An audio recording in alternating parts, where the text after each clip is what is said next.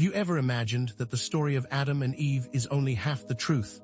What if the foundational myth that has shaped our understanding of creation, sin, and gender roles was missing a crucial figure, a powerful woman deliberately erased from the narrative? The absence of Lilith from the mainstream story is not just a minor omission. It is the calculated removal of a key archetype, a silencing of feminine power that has had profound and lasting consequences on the structure of our world and our understanding of self. Understanding Lilith is not merely an academic exercise in religious history. It's a vital step in unraveling the tangled web of patriarchal control that has distorted spiritual truths and suppressed individual autonomy for millennia, impacting not only our collective history but our individual understanding of self-worth. The misrepresentation of Lilith has directly contributed to deep imbalances in our society, perpetuating the notion of female inferiority and limiting both men and women to rigid roles that stifle true potential. Imagine a world where the divine feminine wasn't demonized, but was instead revered as an equal and complementary force to the masculine. Imagine a world where the stories we are told empower all to be sovereign. This documentary will challenge the conventional interpretation of Lilith's story, revealing how her demonization served a calculated agenda to suppress not just feminine power, but any form of independence that threatens established hierarchies. The journey we are about to embark upon will not only challenge what you think you know about creation and the origins of evil, but will also empower you with a new perspective on your own inner power, revealing the tools you need to break free from the shackles of limiting beliefs. To fully grasp the depth of Lilith's story, it is essential to understand the ancient Near Eastern context from which her narrative emerges. Before the patriarchal lens of monotheistic religions, Lilith was not a demon, but a complex goddess figure with roots in Sumerian and Babylonian mythologies, embodying independence, sensuality, and untamed nature. She represented a divine feminine archetype that was later twisted, demonized, and erased as male-dominated power structures took hold. The archetype of Lilith symbolizes the spirit of autonomy and rebellion against any form of imposed authority, a fierce declaration of self-sovereignty that has been deliberately suppressed by those who seek to maintain control. The suppression of Lilith and the demonization of the feminine is not an isolated incident. It is a pattern that has been repeated time and again throughout history, wherein powerful female figures have been cast as evil to reinforce patriarchal dominance.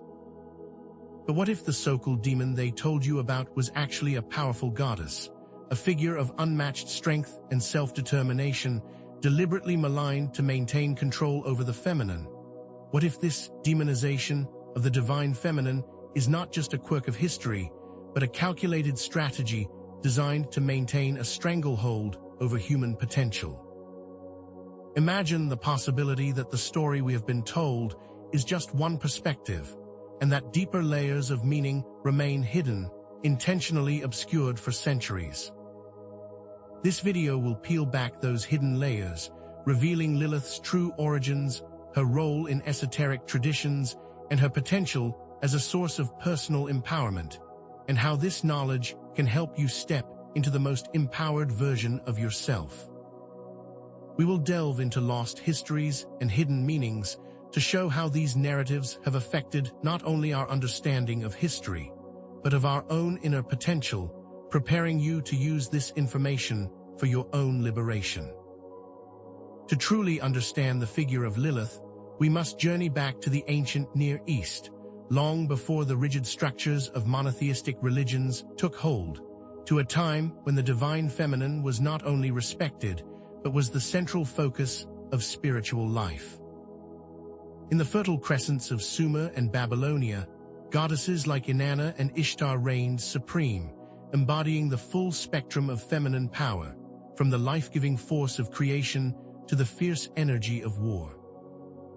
Inanna, the Sumerian queen of heaven, was not only a goddess of love and fertility, but also of political power and justice, celebrated for her independence and her willingness to descend into the underworld, facing her own shadow to gain greater wisdom. Similarly, Ishtar, the Babylonian goddess, was revered as the embodiment of sexual desire and martial prowess, demonstrating a complete integration of the light and dark aspects of the feminine, not demonized for her strength, but venerated because of it. These goddesses were not meek, subservient figures. They were powerful, autonomous, and complex beings whose stories were told and celebrated throughout their cultures for the very traits that were later deemed demonic. Their attributes, their sensuality, their strength, their independence were celebrated, not suppressed. This is a crucial point often overlooked. These earlier civilizations saw the feminine as an active, vital force, not as a passive, secondary entity. However, this reverence for the feminine was not destined to last. As societies shifted towards patriarchal structures, these powerful goddesses were systematically replaced by male deities, and their stories were rewritten to diminish their power and influence. This shift was not organic. It was the result of deliberate social, political, and religious changes that favored male dominance. We see this pattern repeat across many cultures, from the suppression of matriarchal power structures to the distortion of ancient myths to serve patriarchal purposes. This historical rewriting is not an accident. It is a carefully orchestrated process of narrative control, one in which the strength of the feminine was intentionally suppressed to maintain hierarchical power structures. In many cultures, the symbols and attributes of the goddesses were reassigned to male gods, effectively stripping the feminine of its divine authority and presenting women as subservient and the feminine aspect as less than or corrupt. This suppression went beyond mere symbolic changes. It involved the deliberate destruction of temples, the rewriting of religious texts, and the systematic marginalization of women in all aspects of life. The transition wasn't sudden, but a slow erosion of feminine power over generations, with each generation further removed from the original balance. Even within the early biblical texts themselves, we see a trace of these earlier, more balanced perspectives. In some of the oldest versions of the Genesis story, the depiction of women is notably different, showing a more equal partnership between men and women, one where they are shown working together to achieve goals. These older texts, often written in Hebrew or Aramaic, present a vision of creation in which both the masculine and feminine energies are equally valued, in stark contrast to later Greek and Latin interpretations, which emphasized a hierarchical structure with man at the top and woman beneath. These variations in the texts are not simply linguistic differences. They are powerful indicators of how the narrative was altered over time to reflect the evolving power dynamics of the cultures that interpreted them. Examining these original texts alongside later translations reveals a gradual shift in the narrative, one where the role of women is diminished and the feminine is increasingly associated with sin and temptation. These textual variations are not random. They are reflections of the conscious and unconscious biases that have shaped our understanding of gender and spirituality for centuries. Comparing these different versions, we see the very real and tangible evidence of how the story was changed to meet new social pressures. Indeed, it's within the apocryphal texts and Jewish folklore that we discover the first explicit mentions of Lilith, long before she became the demonic figure of popular imagination. The alphabet of Ben Sira, for example, introduces us to Lilith as Adam's first wife, created equal to him, who demanded equality and autonomy in their relationship. She was not content to be subservient and thus left Adam, declaring that she would not lie beneath him, stating that as they were both made of dust, they were equal. These stories, though not part of the mainstream biblical canon, reveal a deeper, more complex understanding of Lilith, showing that she did not arise from nothing and revealing that this story is not a new fabrication. Her portrayal in these texts stands in stark contrast to the later demonized version, suggesting that the narrative of Lilith as a demon was a later distortion of an earlier, more empowering depiction of the feminine. These forgotten stories provide a crucial counter-narrative, revealing that Lilith was not always seen as evil and that her story was deliberately suppressed to serve a very specific agenda, one designed to maintain male authority. This also shows that the story of Lilith did not originate in a vacuum. She was a familiar figure who was rewritten to fulfill the aims of those seeking power. This understanding of Lilith deepens even further as we move into the realm of esoteric traditions. In Kabbalah, Lilith is not simply a demon. She is a complex and multifaceted figure associated with the Lilith, the realm of unredeemed energies, representing the shadow aspects of the divine feminine that have not been integrated into consciousness. She embodies the unbridled force of nature, the raw, untamed energies that have been deemed dangerous or chaotic by patriarchal systems. This is a far cry from the simplistic demon of modern thought. She is a potent symbol of the hidden, unconscious aspects of the feminine, a force to be both respected and understood, not feared and suppressed. Rather than viewing her as an enemy, Kabbalists see her as a necessary aspect of the divine, a force that must be acknowledged and integrated for true spiritual wholeness. Lilith's presence in the Lilith is not a sign of her inherent evil, but rather a reflection of the shadow aspects of the collective consciousness, those parts of ourselves that we have refused to acknowledge and integrate, showing a different view of the character and a deeper symbolic understanding of her nature. The Gnostic traditions present yet another perspective on Lilith, viewing her as a figure of knowledge and rebellion against the demiurge, the flawed creator god of the material world. The Gnostics saw the serpent in the Garden of Eden not as a tempter, but as an ally of humanity, offering the gift of knowledge and awakening, and in this view, Lilith is aligned with this pursuit of higher wisdom. In this perspective, the act of disobedience in the garden, often portrayed as a fall from grace, is instead a necessary step towards spiritual enlightenment, a symbolic shattering of the illusions of the material world, which is directly opposite to the common interpretations of the story. Lilith, in this context, is not a demonic force. She is a liberator, a guide who helps humanity break free from the shackles of ignorance and false authority. She is associated with the serpent, the tree of knowledge, and the very pursuit of truth, challenging the idea that she is some evil demonic character and instead presenting her as an archetype of liberation through self-knowledge. This different viewpoint also reveals a pattern of those that seek higher truth being demonized by those who seek to control, not the other way around, revealing a core power dynamic of history.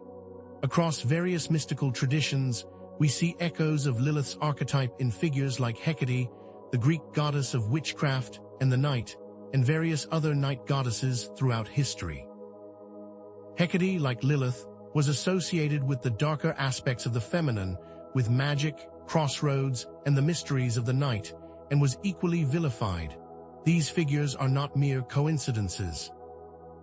They are expressions of a universal archetype that has been consistently misunderstood and demonized by patriarchal systems, and have been misrepresented and twisted to serve the aims of the patriarchal system. Each of these figures highlights a different aspect of feminine power and wisdom, all of which were seen as threats by those who sought to control, revealing a broader pattern of suppressing the divine feminine in all of its forms.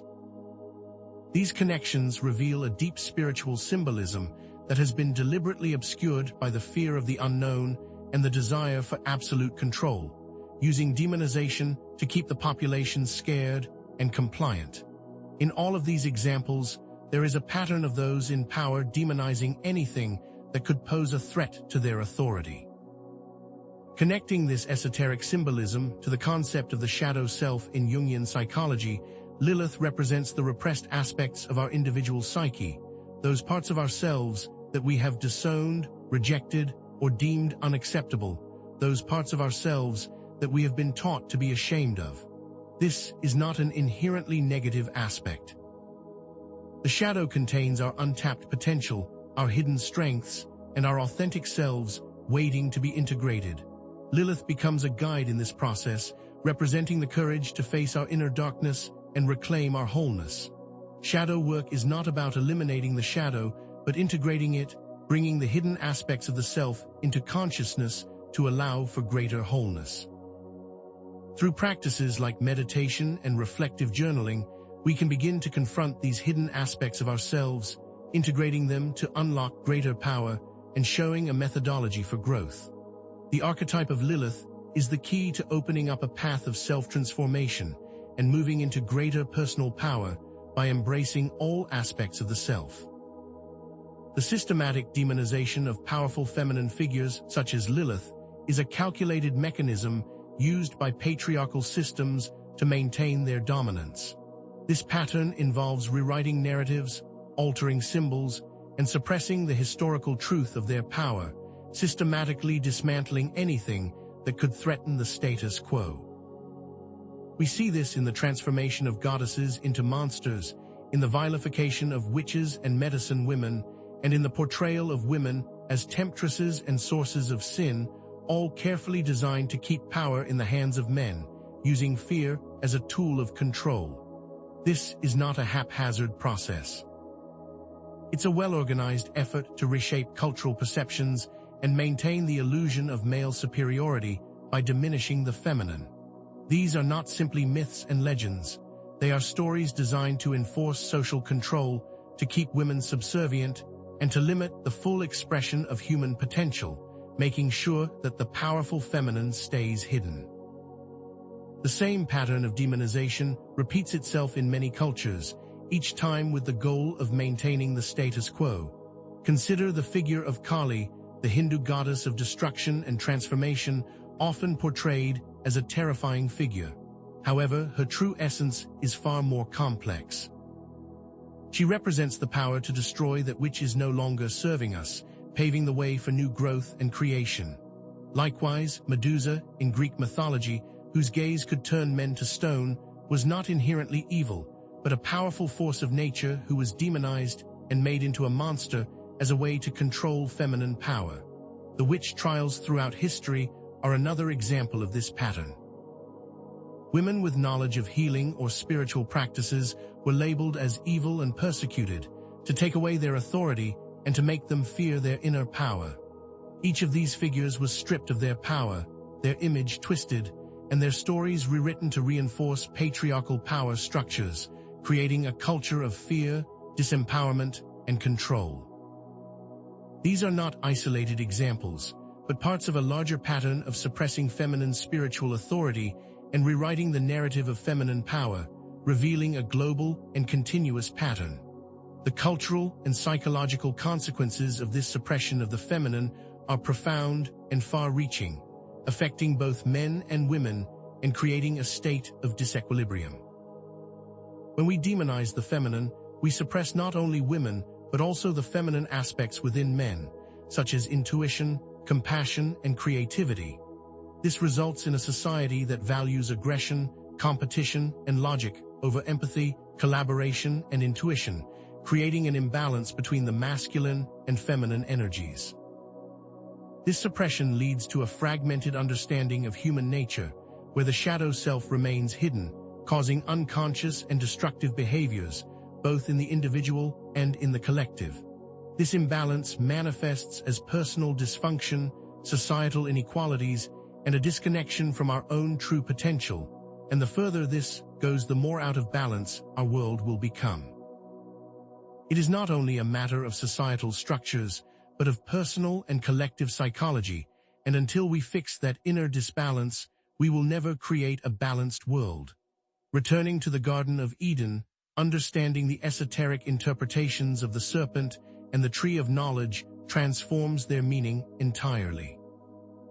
The serpent, as we've seen in Gnostic traditions, is not the tempter, but the bringer of knowledge, and the tree of knowledge is not a source of sin, but a path towards spiritual awakening.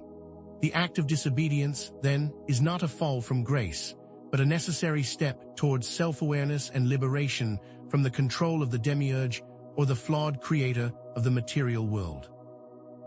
This Gnostic viewpoint aligns with the concept of embracing the shadow, of integrating the hidden aspects of the self as the path towards spiritual maturity. This is a completely different interpretation than that of mainstream religious texts, which present knowledge as the source of corruption, and instead views ignorance and obedience as virtues, showing once again the power of rewriting narratives to keep power structures in place.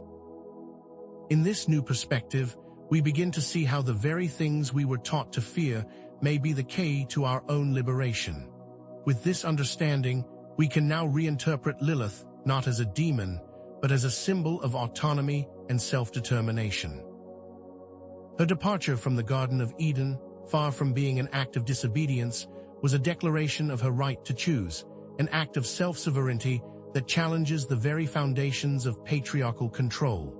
She refused to be subservient, she refused to be silenced, and in doing so, she became an archetype for all those who seek to break free from imposed limitations.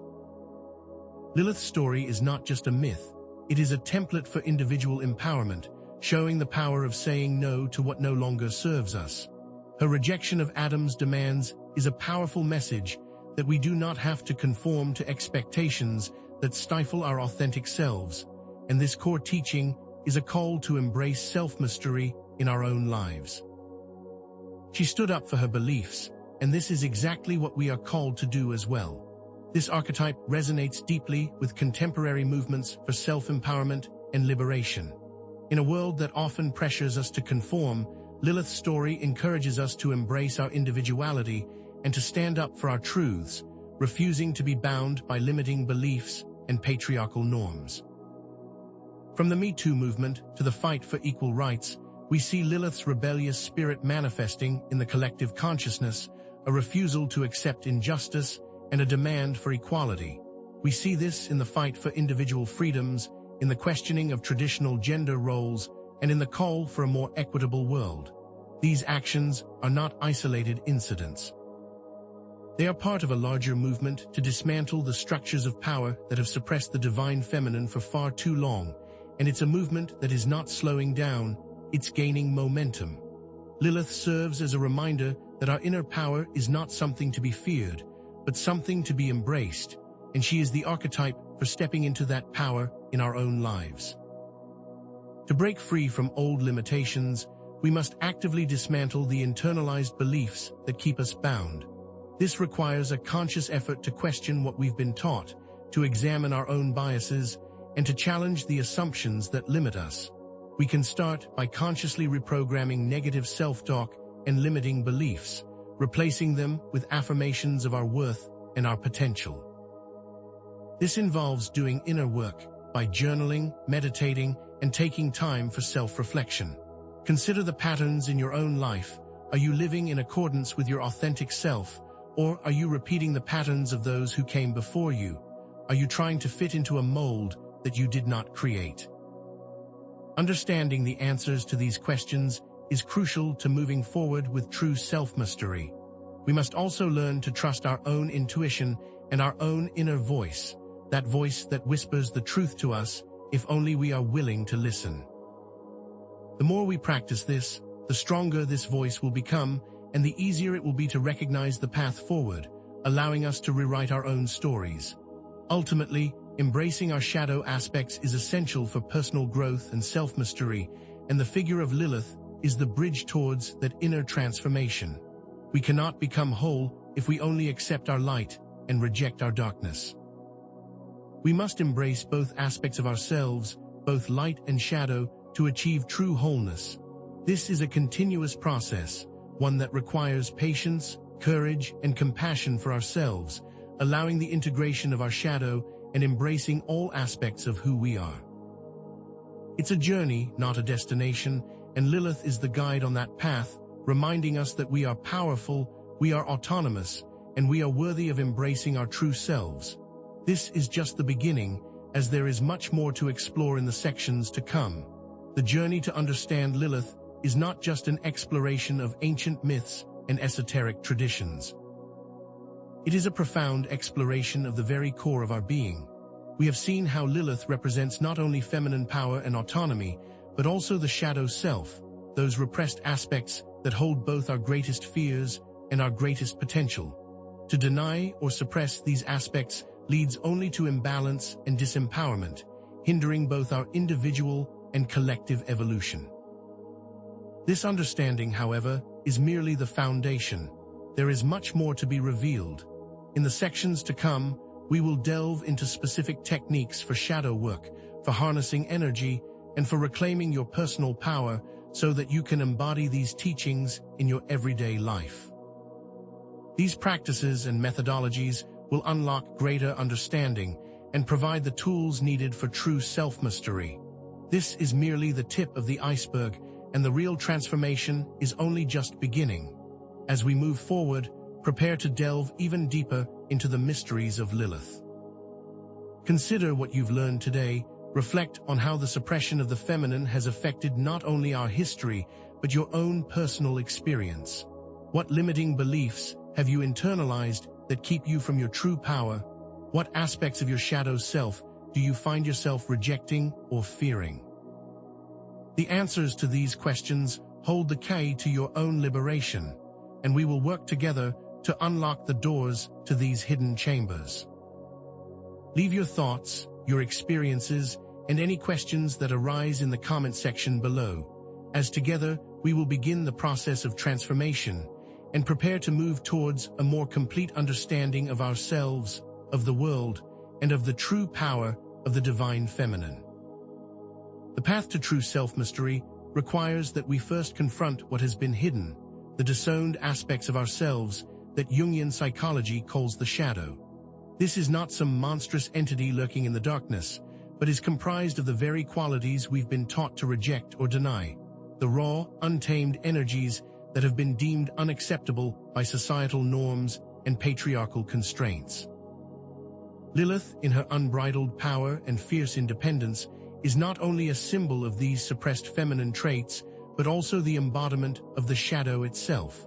This is not a burden that some carry and others do not. This is not something that is exclusive to those who are bad or evil. This is a universal aspect of the human experience, a concept that is present in every single one of us, and that must be explored for true self-understanding. The shadow manifests in our daily lives in myriad ways, in the sudden bursts of anger, the irrational fears, the self-sabotaging tendencies, all of which are often reactions to something we have been taught to avoid. These are not random occurrences. They are the expressions of our disowned parts seeking acknowledgement, a cry from the unconscious that demands to be heard and integrated into the whole. The journey towards wholeness, therefore, necessitates recognizing and integrating these shadow aspects, not as something to be feared and destroyed, but as an essential part of our true selves. When we ignore or suppress the shadow, we become fragmented, creating a disconnect that limits our potential, keeps us in a cycle of pain, and prevents us from living a life of true power. This process is not easy.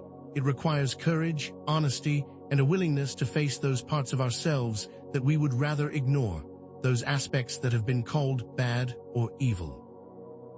But it's through this integration that we unlock untapped reservoirs of creativity, strength, and wisdom, revealing the path towards true self-mastery. Imagine a jigsaw puzzle.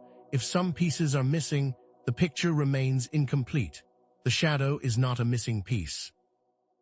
It's a hidden piece, and by finding it and placing it in its proper position, we can finally see the complete image of who we are meant to be. The shadow is not the opposite of our light, but is an essential aspect of it, and to deny that is to deny our full potential. Lilith, therefore, is not our enemy in this journey, but is a guide, a mirror reflecting back at us the aspects of ourselves we have tried to disown. She represents the power that can be reclaimed when we confront these inner demons with courage and compassion. Embracing her rebellious nature, her unapologetic sensuality, her fierce independence allows us to reclaim our own suppressed energies, to break free from the limiting beliefs that have held us captive for too long. This is not about becoming someone else. It's about becoming more fully who we already are by integrating all aspects of our being. Lilith embodies the archetype of the untamed feminine, the force that refuses to be silenced or controlled, offering a path for those who seek to break free from social conditioning. When we embrace Lilith, we embrace our own inner power, our authentic selves, and the full spectrum of human potential that has been buried beneath layers of societal norms and restrictions. This work requires practical methods that can be integrated into our daily lives. Consider journaling as one such method, where we can ask ourselves targeted questions to uncover the hidden aspects of the shadow. For example, consider asking yourself, what triggers my anger and what past experiences might be related to this? What situations make me feel shame and what limiting beliefs are attached to that emotion? What are my deepest fears and what parts of myself do I criticize the most? These types of questions are the key to unlocking the hidden aspects of the shadow, and when we begin to ask, we will begin to see. Meditation is another powerful tool where we can observe our thoughts and emotions without judgment, creating a space where the shadow can come to light without fear. Active imagination is a practice where we can engage in dialogues with the shadow, creating an open and direct line of communication with those hidden aspects of ourselves. And finally, dream analysis provides valuable insights into the unconscious, bringing to our awareness those hidden symbols that are trying to show us the path. Each of these practices can be a method for personal revelation and for unlocking a deeper understanding of our true potential. These aren't just intellectual exercises. They are practical tools for personal transformation, and they each offer a different path to a new level of self-understanding. Authentic feminine power is not defined by submissiveness or passivity, but by autonomy, creativity, intuition, and fierce compassion. These are not traits that are exclusive to women, but rather universal aspects of the human experience that have been historically associated with the feminine. Lilith, as the embodiment of this power, challenges the traditional patriarchal definition of feminine as secondary or subservient, and stands as an archetype for those who seek to redefine the concept of power for themselves. The patriarchal view of feminine power is not an organic creation. It is a social construct designed to maintain male dominance and is based on limiting beliefs, false narratives, and the demonization of the feminine. But the truth is that these traits, often deemed dangerous or chaotic, are essential for creating a balanced and harmonious world, not something to be feared. Patriarchal norms have for centuries suppressed and demonized feminine power, creating a culture of disempowerment, imbalance, and control. These systems are not accidents, but are meticulously crafted narratives designed to maintain the status quo, ensuring that power remains in the hands of a select few. Consider the workplace, where women are often expected to adhere to masculine standards of leadership, often being punished for expressing traits that are seen as too emotional or sensitive, or the media that consistently portrays women as either helpless victims or seductresses, perpetuating limiting stereotypes and perpetuating harmful narratives. Educational systems often reinforce these narratives, teaching us to value logic and reason over intuition, creating an imbalance that diminishes the feminine. Each of these examples shows how these systems work to limit the expression of feminine power, preventing individuals from realizing their full potential. This systematic suppression is not a coincidence. It is a deliberate tactic to maintain male dominance, to keep women subservient, and to prevent the feminine from achieving true self-mastery. The demonization of Lilith is a prime example of this tactic, a way to instill fear and to control the narrative, to maintain imbalance, and to keep the population afraid. Reclaiming our feminine power requires a conscious and active effort to break free from this patriarchal conditioning. Consider the act of setting boundaries, of learning to say no to the demands of others, and choosing to honor your own needs, and how powerful this is as a tool of self-sovereignty. Trusting our intuition, that quiet inner voice that guides us towards truth, is also a critical component of this process, learning to listen to our inner wisdom rather than relying solely on external validation. Embracing vulnerability, allowing ourselves to be seen in our imperfection, is another powerful tool, creating a deeper connection with ourselves and with others, rather than hiding behind a mask of false perfection. And most importantly, we must learn to speak our truth, to express our authentic selves without fear of judgment, using our voices to advocate for ourselves and for others. These methods, far from being a sign of weakness, are expressions of true inner strength and self-mastery, and they are critical components of personal freedom. This path towards embracing authentic feminine power is ultimately a path towards spiritual freedom and self-sovereignty. When we break free from the limiting constraints of patriarchal conditioning, we unlock our true potential, moving beyond fear and self-doubt into courage and conviction. This liberation is not just personal. It is collective, as the more individuals who reclaim their power, the more this energy will ripple out into the world around them, creating a transformation that extends beyond the individual. The personal is always the collective, and the inner work that we do within ourselves will always have a direct effect on those around us. This is not just a metaphor, it's a real and tangible fact of human existence. When we change ourselves, we change the world. This is not an individual journey, but a collective journey, and as we do this work, we create the conditions for a new and more balanced world, one built on equality and respect for all. This is a fundamental element of self-mastery, and that journey begins with the self. The journey towards reclaiming our power and stepping into true self-mastery goes beyond the visible world, taking us into the realm of energy and subtle forces. Energy work is not some mystical concept reserved for a select few, but a practical approach to harnessing the subtle energies that flow through and around us. Consider the chakras, those energy centers within the body, each corresponding to different aspects of our emotional and physical well-being, and how imbalances in these centers can manifest as physical, emotional, and mental challenges. Consider the meridians, those channels through which energy flows, similar to pathways in the physical body, and how blockages in these meridians can lead to stagnation and discomfort. Consider also the auric field, the energy field that surrounds each of us, a vibrational pattern that interacts with the energy fields of others and of the world around us. Lilith, as a symbol of untamed power, is a potent force that we can connect with to unlock our own energetic potential, a bridge between the personal and the mystical. Working with these subtle energies requires a conscious effort, a deliberate intention, and practical methods that can be integrated into our daily lives. Breathwork, for example, is a powerful tool, using specific breathing patterns to clear energy blockages and to bring greater focus to the present moment. Visualization, where we use our mental imagery to direct energy flow and intention, can be used to activate and harmonize our subtle bodies.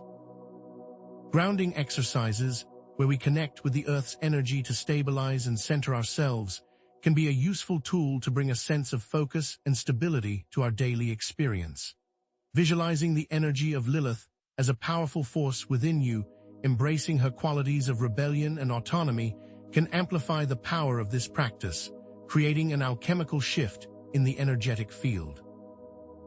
These aren't just techniques, they are ways to harness the very fabric of reality, to bring focus and clarity to our intention, and to become active participants in the flow of energy that surrounds us.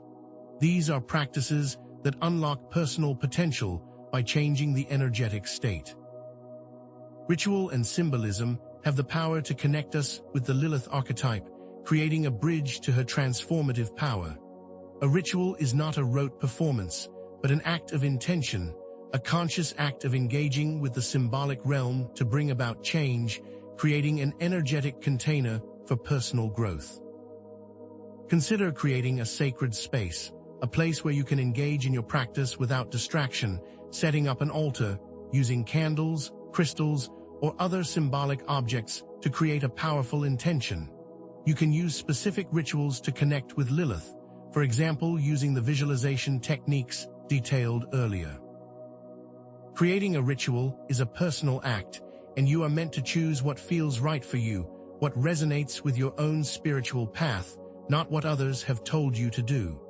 These rituals and symbols are not meant to be rigid structures, but are meant to be personal expressions of your connection to the Lilith archetype. The power of focused intention is the core of all energy work, ritual, and all acts of creation. This is not some abstract idea. It's a practical understanding that our thoughts and feelings have a direct impact on the subtle energies around us, shaping our personal realities. When we combine clear intention with vivid visualization, we amplify this effect, creating the conditions for manifestation and changing the state of energy itself. This is not just magic, it is the practical application of focused consciousness, and when we understand this, we can begin to use it to our advantage.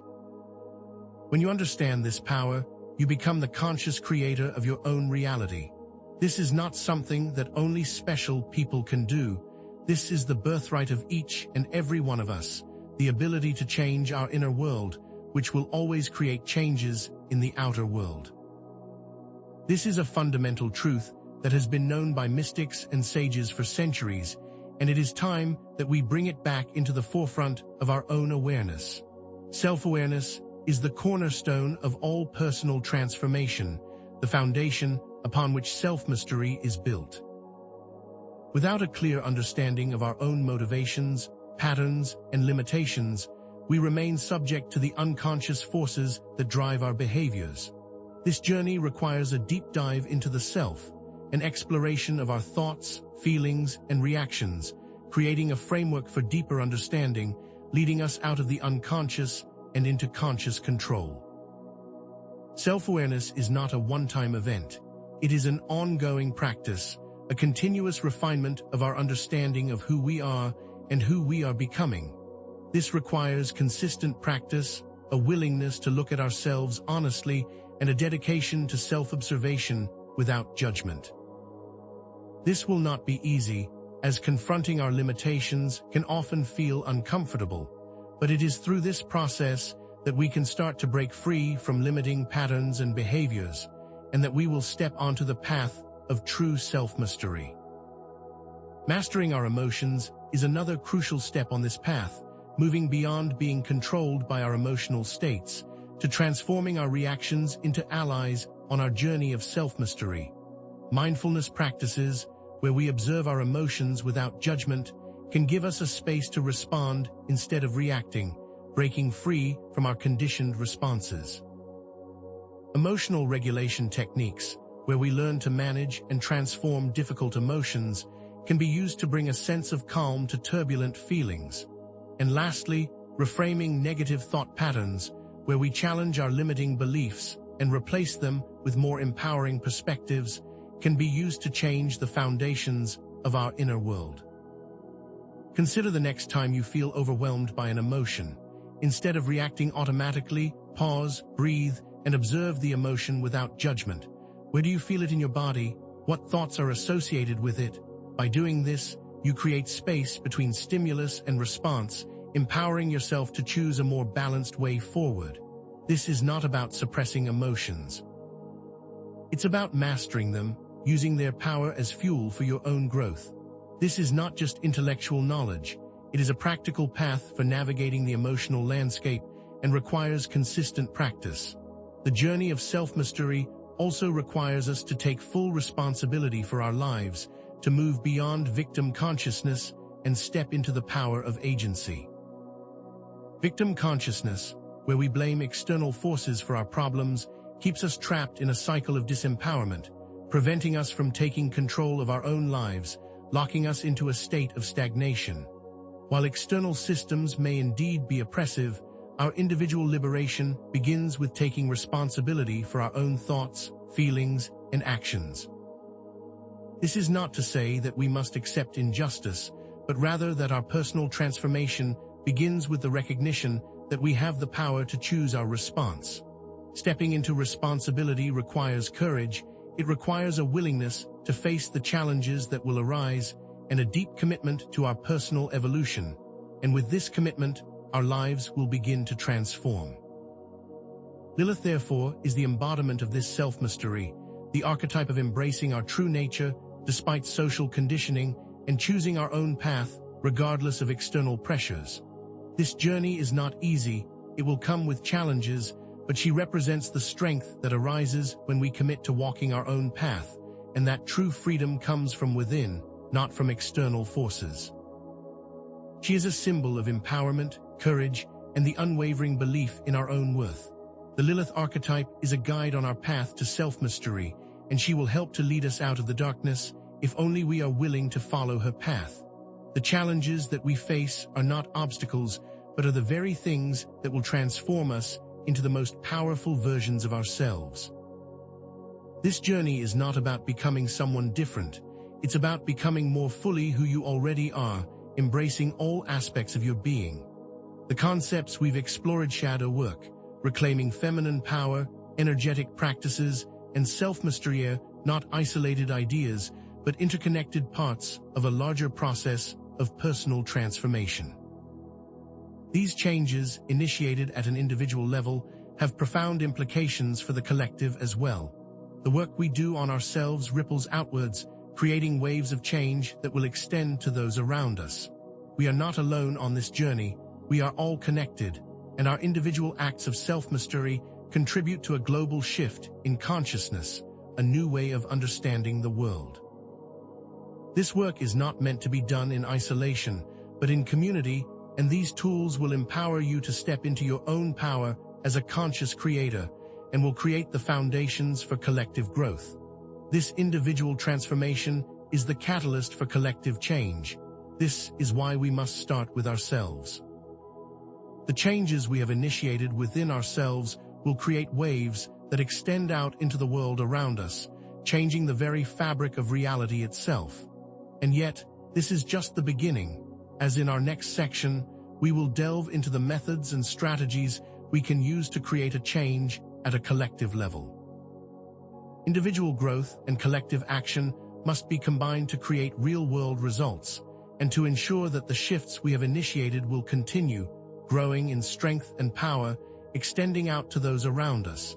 As you reflect on the journey we have undertaken together, consider how these teachings resonate with your own experiences. What steps will you take to engage in your own shadow work? How will you reclaim your authentic feminine power? What energetic practices will you incorporate into your daily life? And how will you take responsibility for your own journey of self-mystery? Leave your reflections and questions in the comments below, as together we will continue on this path of discovery. Remember that this isn't the end of the journey, but merely a beginning, a chance to continue forward with deeper understanding and clarity, with the tools that we have explored.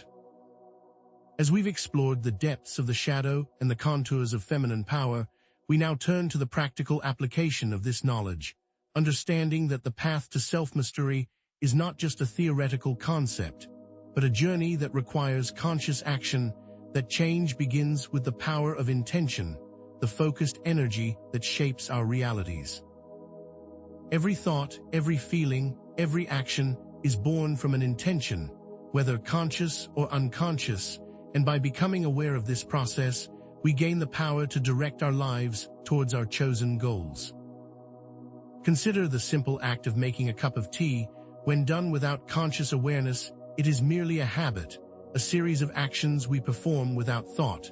But when we infuse this same process with intention, we create something more, a ritual of self-care, a moment of pause in the chaos of daily life. Intention transforms the mundane into the sacred, making the ordinary an act of focused will, a direct manifestation of consciousness. As above, so below, as within, so without, the internal state of being must be matched with external action, and when we align these forces, we transform the world around us. This isn't just wishful thinking, it's the practical application of universal law, a way to create real and tangible results, and it is the very foundation upon which all creation is built. This is not passive observation, but active engagement with the very fabric of reality. To harness the power of intention effectively, we must learn to set clear, powerful intentions, focusing our energy on what we truly desire, not what we fear or what we have been told to want. This process begins with visualization, creating a vivid mental image of our desired outcome, not just as an idea, but as a lived experience, engaging all of our senses to bring the vision to life, feeling the textures, the smells, and the emotions, as if this experience is already a part of our reality. We must then craft affirmation statements, declaring our intention as if it has already come to pass, not as something we hope for, but as something we know to be true, imbuing these statements with feeling, aligning them with our core values and desires, and making them a part of our daily reality. For example, instead of saying, "I want to be confident," say, "I am confident, capable, and empowered," feeling the power of these words coursing through your body.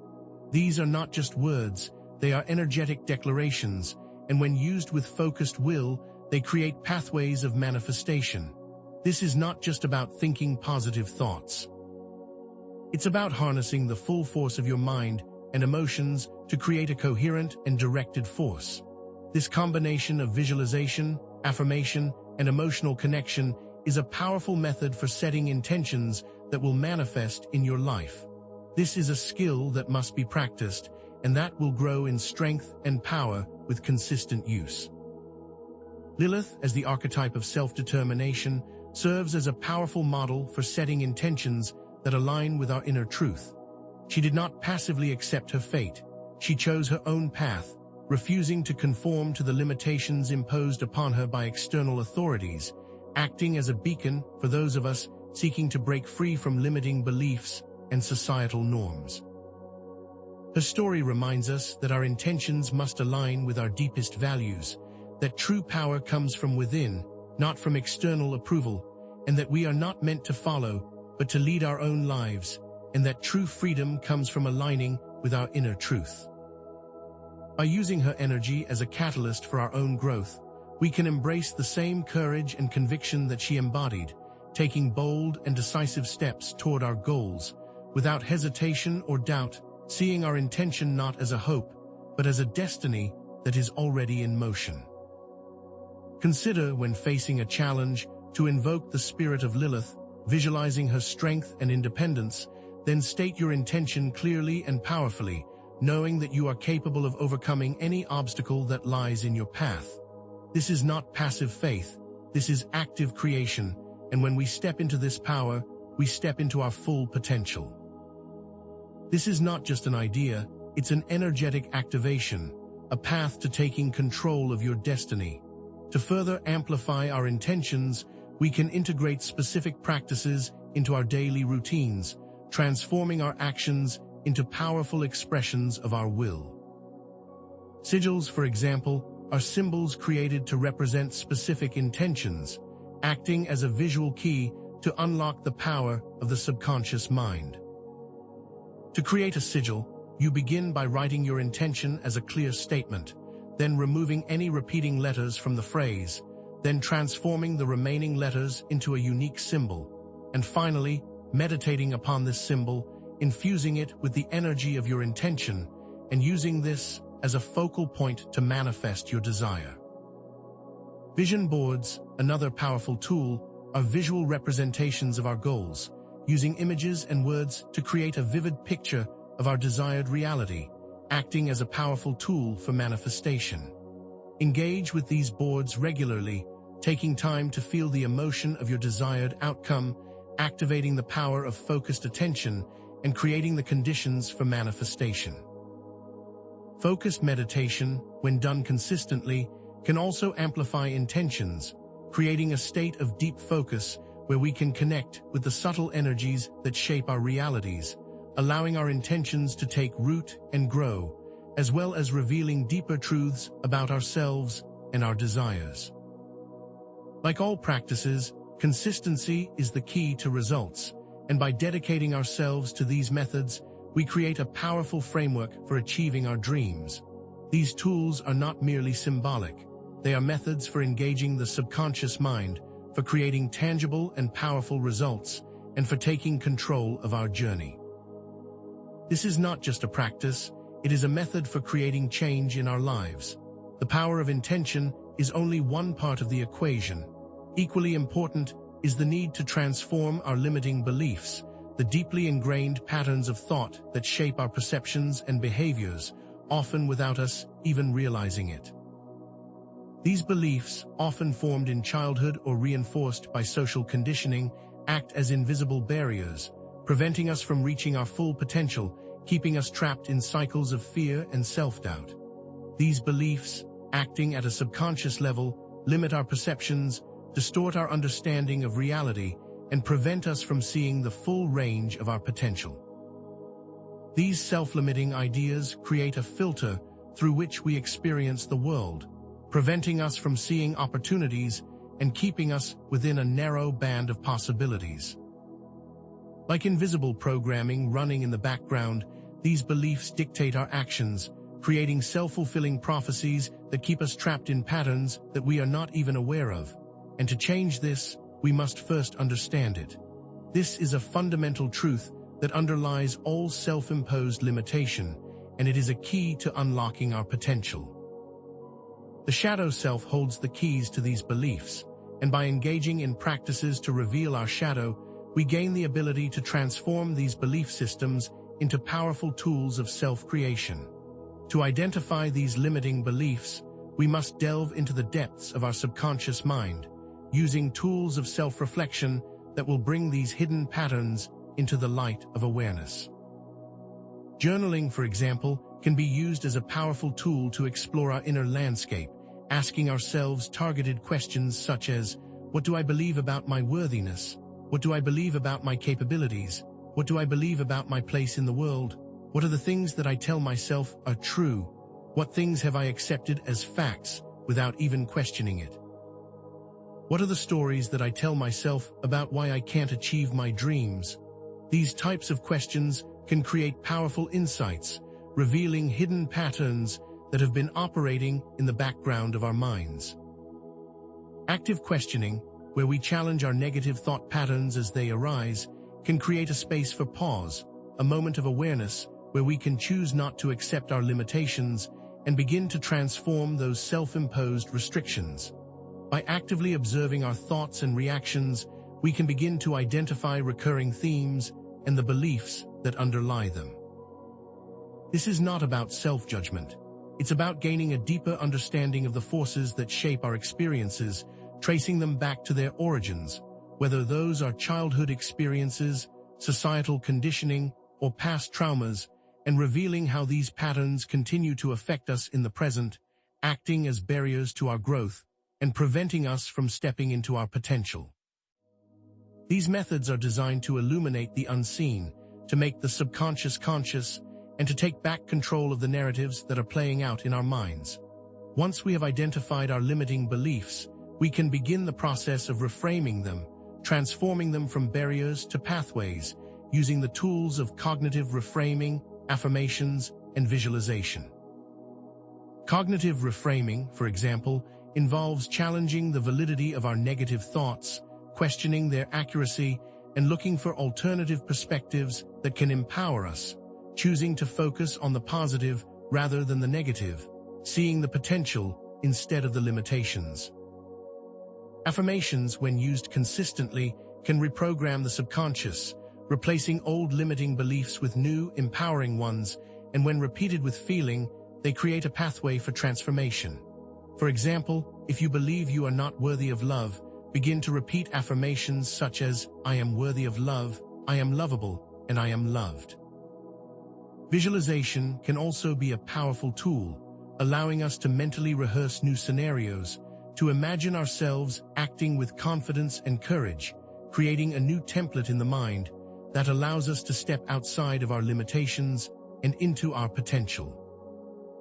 By using these tools consistently, we can rewrite the narratives that have been holding us back, creating new pathways of thought and new possibilities for our lives. This isn't just a mental exercise, it's the act of rewriting the very fabric of reality through conscious effort, and it's the path to inner transformation.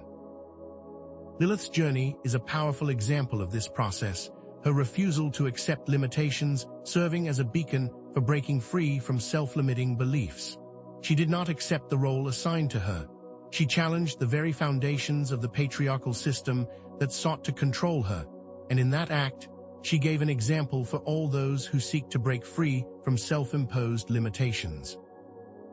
Her story inspires a shift in mindset, moving from a position of restriction to a position of unlimited potential, acting as a guide for those who seek to challenge their own self-imposed barriers. When you encounter a situation where you feel limited or powerless, invoke the spirit of Lilith, visualizing her unwavering conviction, and ask yourself, what belief is holding me back right now? And once you have identified it, reframe it with a powerful affirmation, feeling the energetic shift as you step into your power. This is not just about reading a story, it's about embodying a transformative energy that transcends limitations. This is not passive learning, it's active participation in your own liberation, and by stepping into this practice, you claim the power of self-creation. Beyond the transformation of our beliefs, we must also embrace the power of authentic expression, giving voice to our true selves without fear or shame. We live in a society that often demands conformity, rewarding those who fit in and punishing those who dare to be different, and this pressure can lead to self-censorship, silencing our unique voices and preventing us from sharing our gifts with the world. This is not a coincidence.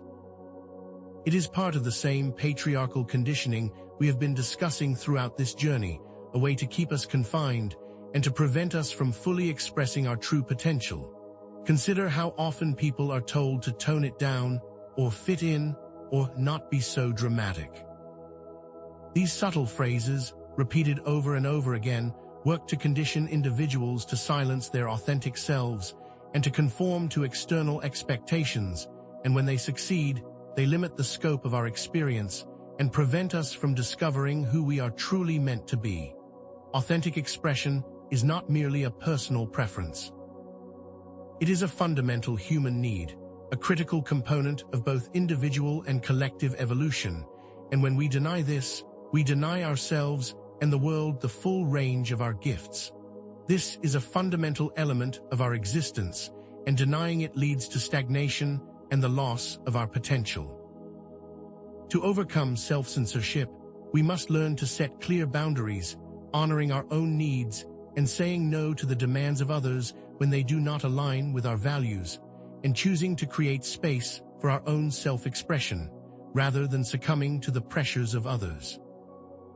Assertive communication, when used with kindness and clarity, will allow us to express our truth with confidence, without resorting to defensiveness or aggression, stating our needs and intentions clearly and respectfully, and allowing space for open communication with others. Embracing vulnerability, allowing ourselves to be seen in our imperfections, will free us from the need to project a false image, allowing us to connect with ourselves and others on a deeper level, and to find connection in shared vulnerability.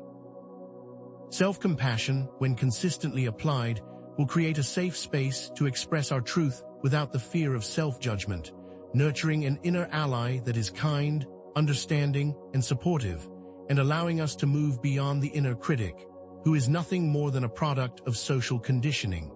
This is not about being reckless. It's about being courageous enough to show the world who you truly are, embracing your unique qualities with pride and conviction, and choosing to live your truth. This is the path to personal freedom.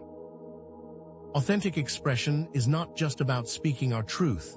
It is also about sharing our unique gifts with the world, expressing our creativity, using our talents to create beauty, to inspire change, and to contribute to the collective evolution of consciousness. When we stifle our creative impulse, we also stifle our spirit, creating a sense of stagnation and dissatisfaction, preventing the flow of energy that is needed to fuel our growth. Each person possesses unique gifts that are meant to be shared, not hidden, and when we allow our creativity to flow freely, we not only fulfill our own purpose, but we also enrich the lives of others, creating a ripple effect of positive change that extends far beyond the individual.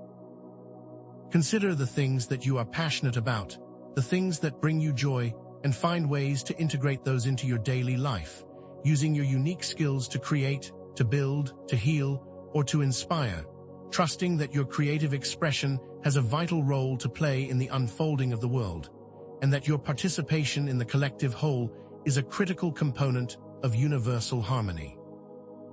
The more fully we express our authentic selves, the more fully we fulfill our purpose, and the more the world will be changed by our individual contributions.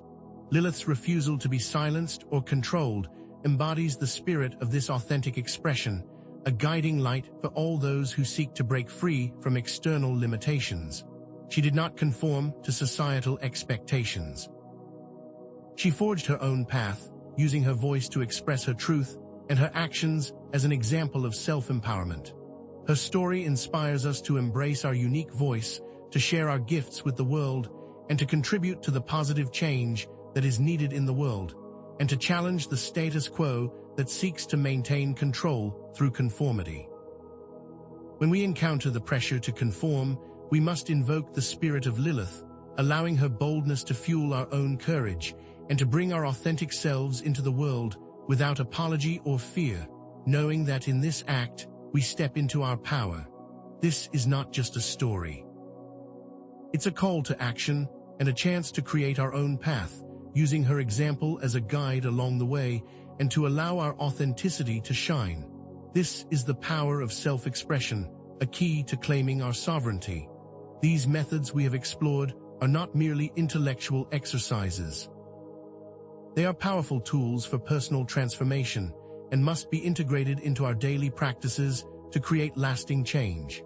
Ritual, as a tool for transformation, acts as a bridge between the conscious and subconscious mind, creating a powerful container for our intentions and allowing us to consciously engage with the subtle energies that shape our realities. A ritual is not about dogma or religion, but about focused intention, a deliberate act that engages the power of the subconscious, creating a pathway for change that is grounded in action. When practiced with sincerity and devotion, ritual can be a powerful tool for aligning our internal state with our desired external reality, and for moving beyond the limitations of the mundane into the realm of transformative change. This is the power of focused will, and of the understanding that we are not merely passive observers, but active creators of the world around us. The creation of personalized rituals begins with the recognition that each of us is unique, and that our practices should reflect our own values and intentions, not what others have told us to do.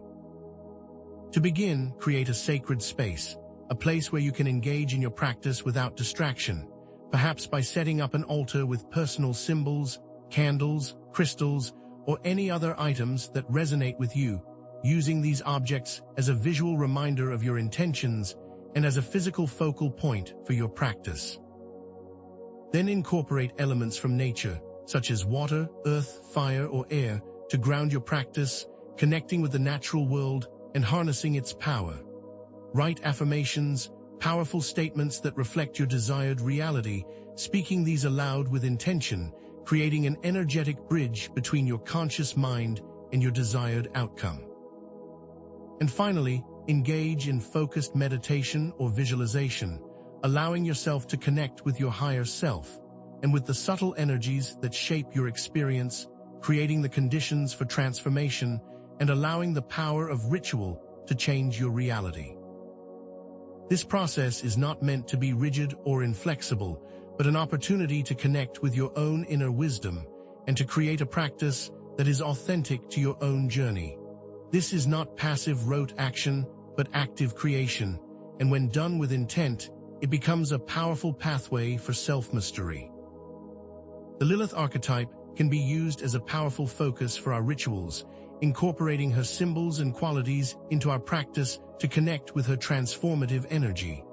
The color black, often associated with Lilith, represents the void, the unmanifest, and the power of potential, and using this color can help us connect to these energies. The symbol of the snake, a frequent Lilith representation, symbolizes transformation, wisdom, and the power of the Kundalini, a raw, untamed energy that resides within all of us. Using these symbols in your personal rituals, whether by visualizing them, drawing them, or incorporating them into your sacred space, can act as a bridge, connecting you to the qualities that Lilith represents and awakening those energies within you. Consider, for example, lighting a black candle and focusing on the flame, allowing yourself to connect with the void, the place of infinite potential. Or you can visualize the snake moving through your body, awakening the raw, untamed power within you. Or perhaps you can engage in a meditation, calling on the power and wisdom of Lilith to help you release your limitations. These practices, when done with focused intention, can connect you to the archetypal energy of Lilith, creating transformation and empowerment in your life. These are not just symbols, they are energetic keys, and when used with intention, they will unlock doors within you.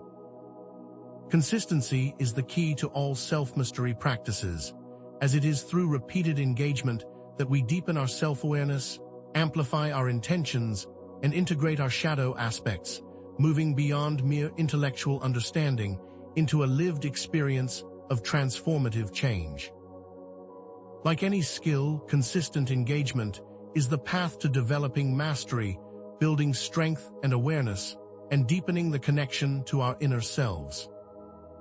This is not just about setting aside time for formal practices, but also about carrying the principles of self-mastery into our daily lives, observing our thoughts and reactions with compassion and discernment, setting clear intentions in all aspects of our experience, and engaging in acts of authentic expression, and using these methods as ways of living our lives. It is through this consistent practice that we create the necessary conditions to manifest our full potential, aligning with the rhythm of life, and stepping into the true power that resides within each of us. This journey of self-mastery is not a destination but a process, and it requires dedication and perseverance, and by choosing to engage with these practices, you step onto a path that leads toward an ever-increasing state of consciousness. This is a never-ending journey of growth, and it is a path that we must choose to walk each and every day. As we reach the end of this exploration, let us pause to review the powerful tools we have uncovered, such as intention setting, belief transformation, authentic expression, and ritual, and remember that these are not isolated techniques, but interconnected parts of a holistic approach to self-mastery. Each method we have discussed can be used independently or in combination with each other to create a synergistic effect, amplifying the power of your transformation and allowing you to step into your full potential. Remember, you have now been given all of the tools you need to create lasting change in your life and to step into the full power of self-creation. This knowledge is not meant to be merely a concept. It's a key, and you are the only one who can use it to unlock the doors in your life. The journey towards self-sovereignty is a journey inward, a recognition that true freedom comes from within, not from external forces, and that individuals hold the power to shape their own realities, breaking free from the patterns of conditioning that have held them captive for too long. True self-sovereignty is not a gift that is bestowed. It is a power that must be claimed, a commitment to living your life on your own terms, aligned with your values and your intentions, and not from the pressures and demands of others. Remember that the world is a reflection of your inner state, and by transforming yourself, you transform the world around you, breaking free from the chains of limiting beliefs and stepping into a life of purpose and freedom. This is not an easy path, but it is a necessary one if we are to truly claim our birthright of freedom. Let us embrace this journey, knowing that every challenge is an opportunity for growth, and that every step we take towards self-mastery strengthens our connection to our authentic selves, creating a positive ripple effect that touches all those around us. Remember that transformation is not a destination, but a continuous process, a journey of evolution that will last a lifetime, and that every moment of this journey is an opportunity to expand, to learn, and to grow. This is not about achieving perfection.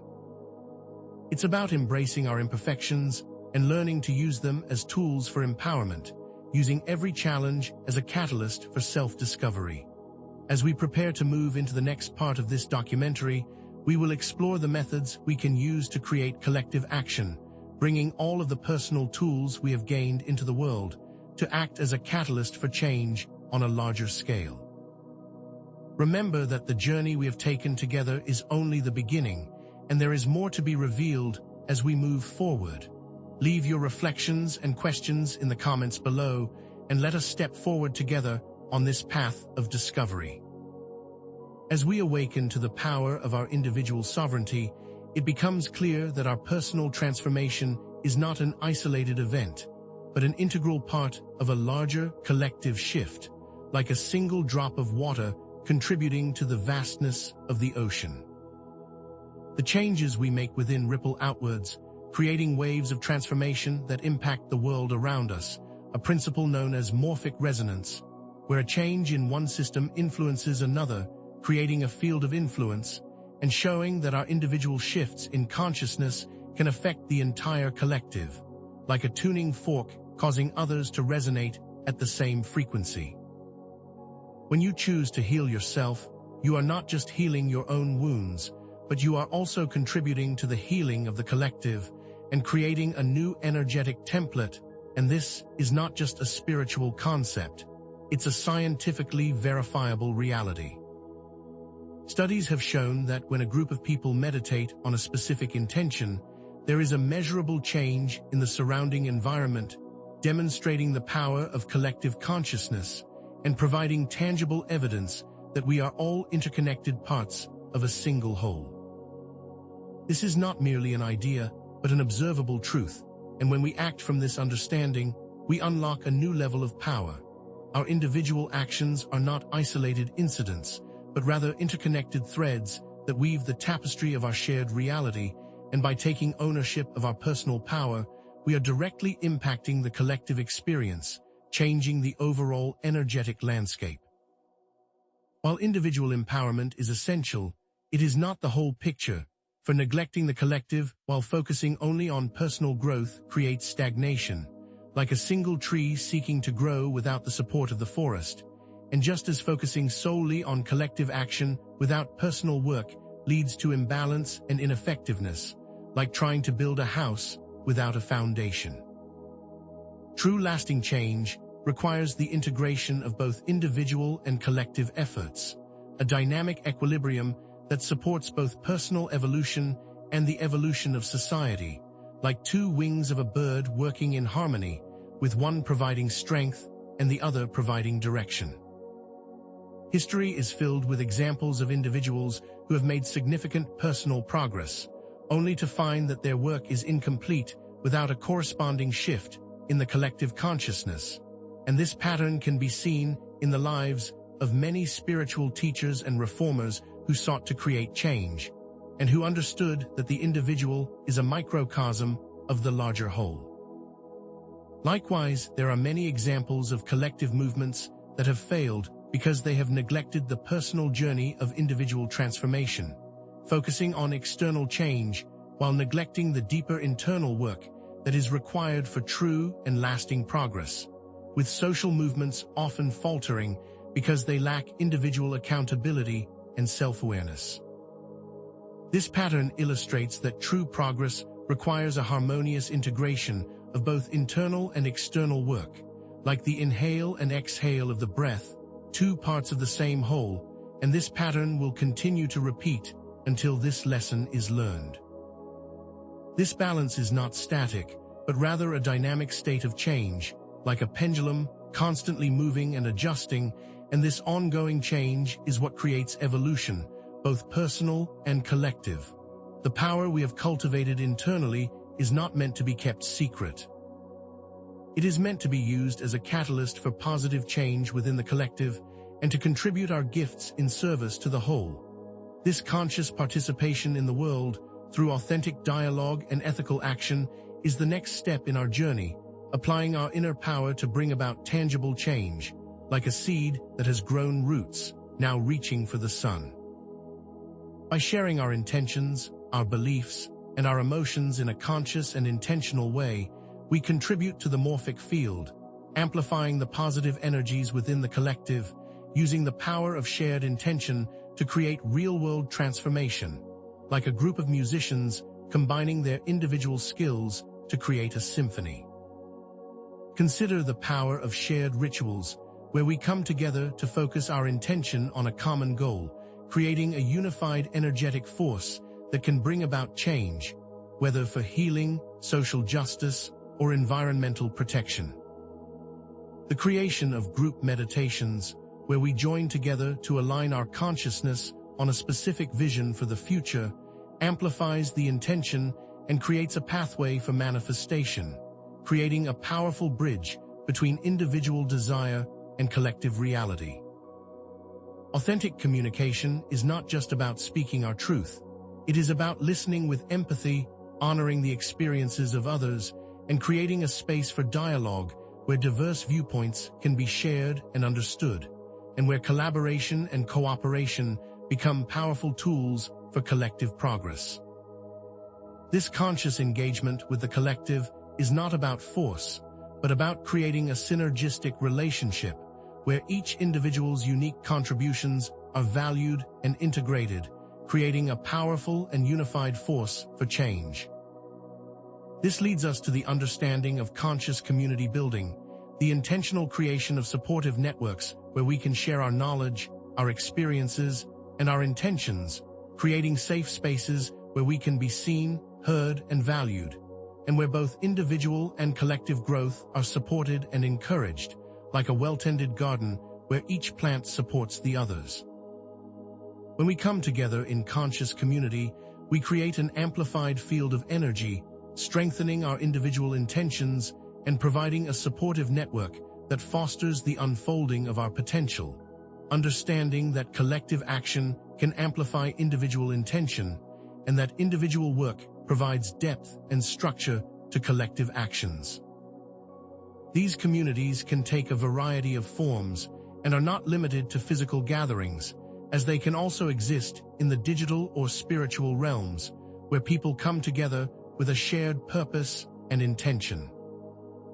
These communities are not just about creating networks of support, but also about creating a shared intention, working together toward a collective vision for the future, creating a powerful field of influence.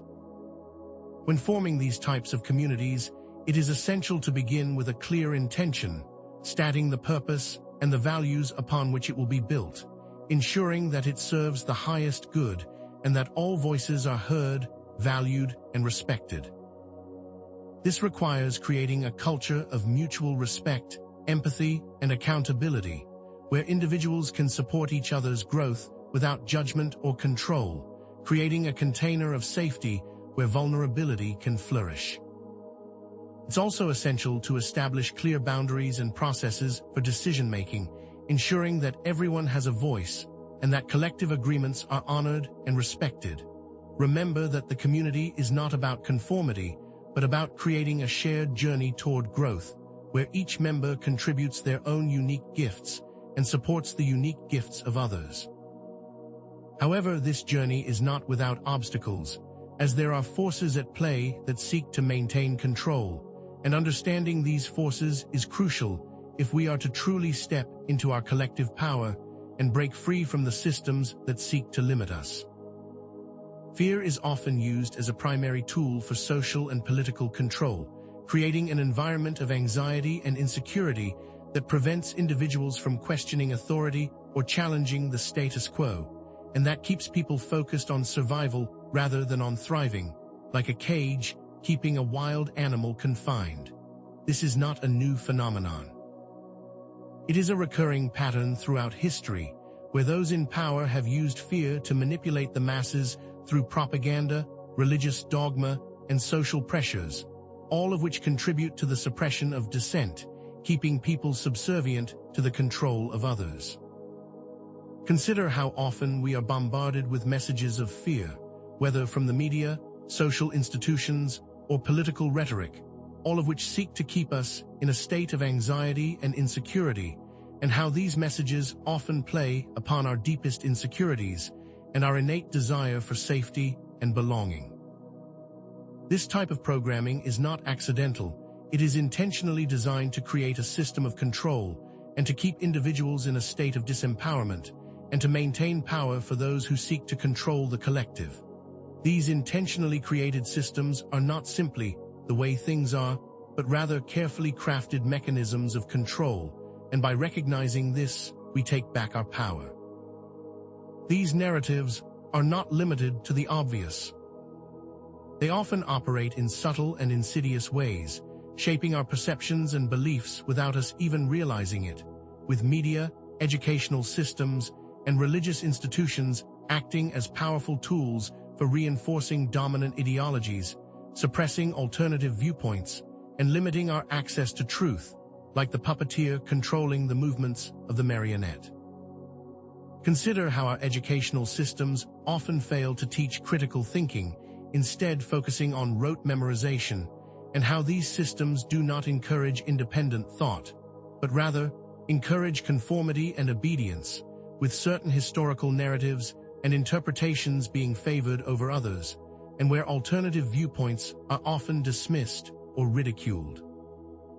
These types of narratives are used to shape our understanding of the world, our place within it, and to keep us dependent on external authority rather than trusting our own inner wisdom. The media, with its selective reporting and sensationalism, can create a distorted view of reality, promoting fear, division, and conflict, while diverting our attention away from the real issues that impact our lives. This is a clear pattern of control that has been used throughout human history, and it is essential that we understand it if we are to truly break free and claim our inherent freedom. These systems are not all inherently evil, but they all have the potential for manipulation and control, and it is essential that we understand how they operate. To dismantle these control structures, we must cultivate critical thinking, questioning authority, and seeking out alternative sources of information, refusing to accept narratives at face value, and actively searching for diverse perspectives and sources that will allow us to make informed choices, like the explorer charting a new territory and refusing to follow the worn-out paths. Media literacy, the ability to analyze media messages, is a crucial skill that helps us identify biases, distortions, and manipulations, allowing us to create a new understanding of the world and see beyond the superficial messages and to uncover the underlying agenda. Cultivating independent thought, the willingness to question our own beliefs, and the courage to challenge the status quo allows us to free ourselves from the limitations of social programming and step into our true power of self-determination. Creating spaces for open dialogue, where diverse viewpoints can be shared and where people can engage in respectful debate, will allow for the development of a more comprehensive and inclusive understanding of truth, creating a new standard where people are free to express their unique perspective without the fear of judgment or ridicule. When we combine these methods, we become more aware and more resilient to the forces that seek to control us. We must remember that we have the ability to create personal shields against these types of manipulation, using the power of intention and ritual, creating powerful containers of protection that allow us to move through the world with clarity and power. The journey toward collective liberation, however, begins with each of us individually, and by becoming aware of the mechanisms of control, we reclaim our personal sovereignty, and by taking ownership of our own internal landscape, we become an unstoppable force, understanding that our own individual transformation is a critical component to collective change. Collective liberation does not mean simply freeing ourselves from external forces. It means freeing ourselves from the internal programming that keeps us confined, understanding that the two are interwoven and that one cannot be achieved without the other. This isn't something that is achieved and then over. It requires continuous effort, a consistent application of awareness to maintain our personal state of sovereignty, and our willingness to remain vigilante about the forces that seek to manipulate us. When we come to this understanding, we can then move beyond the confines of manipulation and step into our true potential of co-creation. This personal journey of awareness is not just a benefit to ourselves, it's a direct contribution to the collective, creating a ripple effect of liberation that impacts all of those around us. Remember that the journey toward freedom is a personal one, but that it is also a collective one, and by taking responsibility for our own growth, we are directly impacting the entire web of life. Lilith, as a reclaimed archetype of the divine feminine, embodies this very spirit of collective rebellion, and by understanding her story, we gain access to the energy needed to challenge oppressive systems and to create real and tangible change in the world, like a lighthouse that guides ships safely through stormy waters. Her refusal to be controlled, her rejection of patriarchal authority, and her unwavering commitment to self-determination serves as a call to action for all of us who seek to create a more just and equitable world, creating a powerful template for social justice and equality. Her story, once seen as a cautionary tale, is now revealed as a powerful source of inspiration, and her symbolism can be used to fuel movements of change, empowering individuals and groups who are striving for freedom and creating a new narrative where the feminine is honored and respected in all its forms. Consider the many social justice movements throughout history where women and marginalized groups have risen up to challenge injustice, and how they have often drawn on archetypes of female empowerment, and how the reclamation of Lilith can add to this field of influence. The reclamation of her story is not just about correcting historical inaccuracies, it is about reclaiming the power of the feminine in all its forms, understanding that the suppression of feminine energy is a key component of the patriarchal control systems that have been described. This is not just about women, but about the balance of energy and about the honoring of all aspects of ourselves. Lilith's rejection of patriarchal authority makes her a symbol of resistance and autonomy, a challenge to the established norms that seek to keep us in a state of subservience and dependence, and her actions in the garden were not those of evil, but those of a rebel unwilling to compromise her integrity or autonomy, acting as a guide for all who seek to break free from oppressive systems and to find their own paths to liberation. Her story serves as a powerful call to question the traditional power structures, the narratives that have been imposed upon us, and to seek out alternative paths that align with our own inner knowing, understanding that questioning authority is not a sign of disrespect, but a necessary step on the path toward truth and self-mastery. The story of Lilith, as told throughout the ages, has been used as a method of control, painting her as a dangerous seductress and using her as a cautionary tale, but when viewed through the lens of our newly acquired knowledge, she is revealed as a symbol of independence and a reflection of our own desire to be free. Her actions are not those of a demon, but those of an empowered being, and by claiming that truth, we step into our power. When we reinterpret the Lilith archetype, we are not just changing our perception of a mythical figure. We are also empowering individuals and communities to reclaim their own agency and to challenge oppressive norms and expectations, stepping into our own power of creation and taking ownership of our individual and collective destiny, creating a ripple effect of change that touches all aspects of society.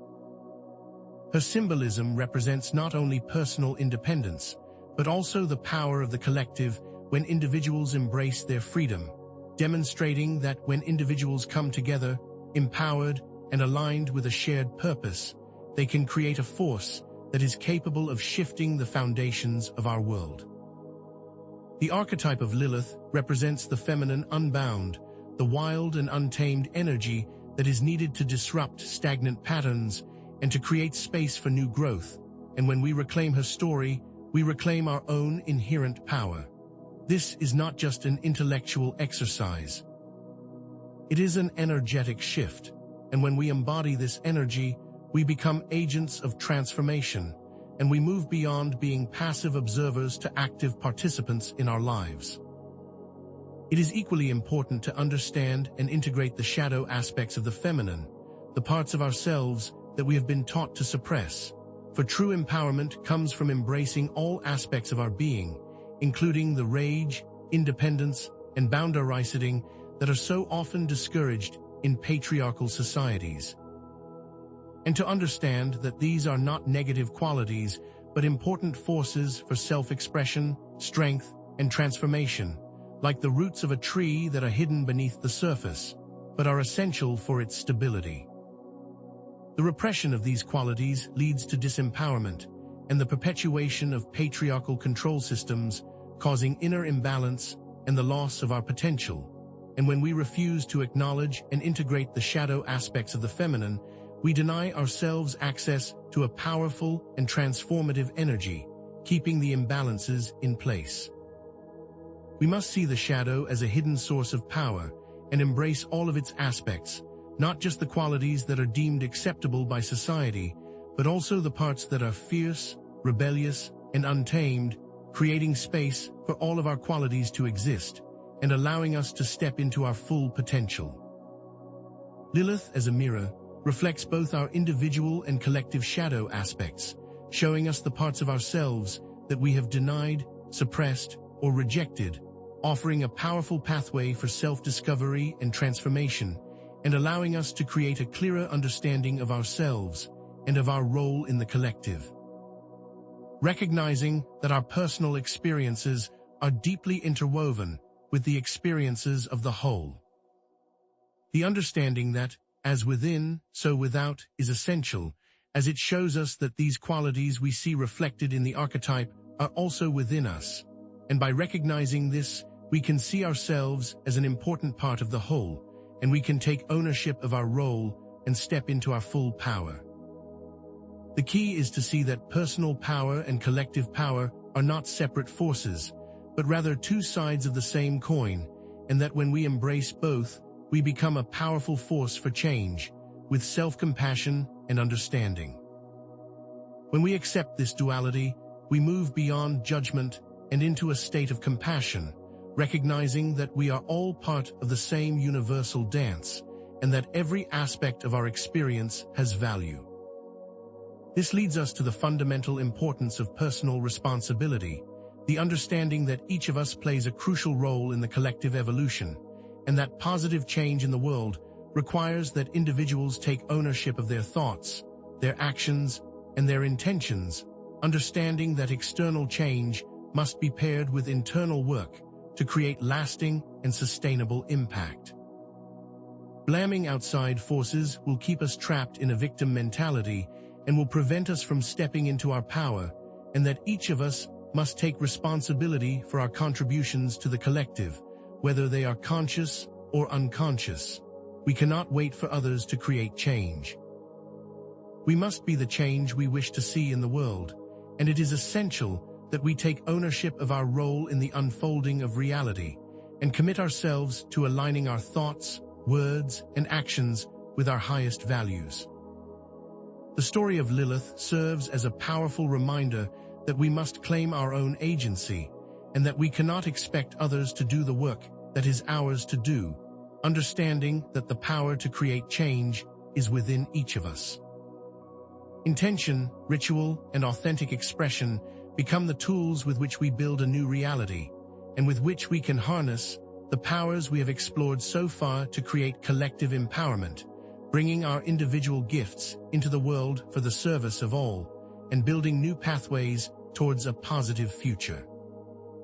When we come together to engage in shared rituals and to align our intentions, we amplify the power of our personal work, and we create a sense of community that is built on shared purpose and mutual support, and that empowers us to move beyond the confines of limitation and into a future of co-creation. We can use these methods to create a collective vision for the future, aligned with our highest values and guided by our intentions, creating a framework that supports the well-being of all beings and aligning with the natural laws of the universe. This requires that we bring our authentic voices into the conversation, speaking our truth without fear or hesitation, and embracing vulnerability, as we share our unique perspectives and experiences, knowing that our individual contributions are essential to the tapestry of the whole. This isn't about creating a utopian ideal. It's about creating a realistic and attainable vision that is aligned with both the needs of the collective and the needs of our planet.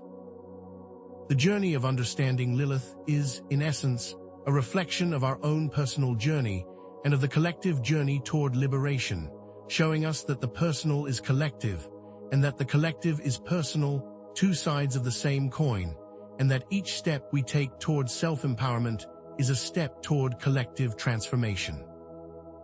As we have uncovered her story and seen beyond the layers of patriarchal control, we have also discovered more about ourselves, about our own potential, and about our own inherent power. Remember that Lilith's story is our story, that her struggle is our struggle, and that her journey is a reflection of our own journey, and that within each of us there is a spark of the same rebellious spirit that refuses to be controlled and that seeks to create a more just and equitable world, and that it is our responsibility to nurture this spark and allow it to grow into a flame of transformation. As we bring this section to a close, let us summarize the key points we have explored, emphasizing the interconnection of individual and collective power, and the importance of conscious action, the understanding that personal transformation is not separate from collective change, but rather a critical component of it. Remember that you have been given the tools you need to create change, both internally and externally, and that these tools are meant to be used, implemented, and practiced on a daily basis to create lasting results and to shift your current reality to align with your desired future. True power comes from within, and by embracing this truth, we step onto the path of self-mastery. The key, as it has always been, is within. We now shift our focus back to the importance of personal understanding, the concept that collective transformation begins within each individual, understanding that the power that has been unlocked through our exploration of Lilith must now be used and implemented, for without that action, it is merely a theoretical concept. It is essential to remember that our internal state is the foundation upon which we build our external world, and that true change begins with our own personal commitment to growth and transformation, understanding that each act of self-awareness is a step toward collective liberation. We have come to the understanding that the power to change the world begins with the power to change ourselves, and that the two are not separate, but rather interwoven and inseparable. We have seen Lilith not as a demon, but as a reflection of both individual and collective power, an archetype that embodies the potential of humanity, and a reminder that we are capable of both incredible acts of creation and profound acts of demonization. Her story is an example of what happens when we silence the feminine voice, and when we repress the power of the shadow, a cautionary tale, but also a symbol of hope, of transformation, and of the possibility of liberation. And by understanding her, we understand more about our own journey, both individually and collectively. It is time now to take the final steps in our journey. As we move into the final part of this documentary, know that the most important part of this journey is yet to come, and that everything we have explored so far has been leading to this final message, which is about to be revealed, and that without this final piece, everything we have learned would be meaningless. So prepare to integrate this final piece, for it holds the power to transform your world and to guide you on your path to self-sovereignty. The understanding that true power comes from within is not merely an abstract concept to be contemplated, but a dynamic force that must be actively embodied in every aspect of our lives. And this is not simply about intellectual understanding, but a full integration of esoteric principles into our daily routines, transforming our actions into living expressions of our spiritual beliefs.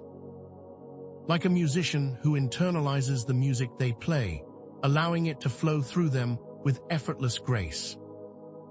Esoteric embodiment is not a passive process. It requires a conscious and intentional effort to align our thoughts, emotions, and actions with the deeper truths we have uncovered, understanding that the ancient wisdom is not meant to remain within the pages of books or the recesses of the mind, but rather to become a living, breathing part of our being, like the alchemist who transforms base metals into gold, transforming our own existence into a living manifestation of our inner potential. This involves a dedication to daily practice, a constant refinement of our understanding through real-world experience, and a commitment to living each moment with awareness and intention, and is a journey of constant refinement, where each step taken is an embodiment of the wisdom we have gained, allowing us to move beyond mere theoretical knowledge and step into a life of authentic self-expression. This level of integration moves beyond mere thought into a lived reality. We must understand that taking responsibility for our lives is not just about individual actions, but also about embodying the power that we have unlocked and using it in ways that are aligned with our highest purpose, and that this is the key to sustainable empowerment. Connecting with the Lilith archetype, therefore, is not an act of seeking external validation, but an inward journey to discover the hidden parts of ourselves that resonate with her unique energy, like tuning into a specific frequency on a radio, finding the hidden power of our internal landscape. This is a practice of active engagement, not passive observation, and by creating sacred space and approaching this work with respect, we create a powerful connection with the living essence of this transformative energy and are able to access the unique insights she provides, like a traveler navigating by the stars. Begin by creating a personal altar, a sacred space dedicated to your connection with Lilith, using items that resonate with her symbolism, such as black stones, red candles, and images of the serpent, arranging them in a way that feels both powerful and authentic, and then use focused intention to invoke her presence, speaking the words aloud with sincerity and clarity. Like a summoning call to the deepest parts of your being. Perform daily meditations, visualizing yourself bathed in her energy, allowing her strength and autonomy to infuse your being.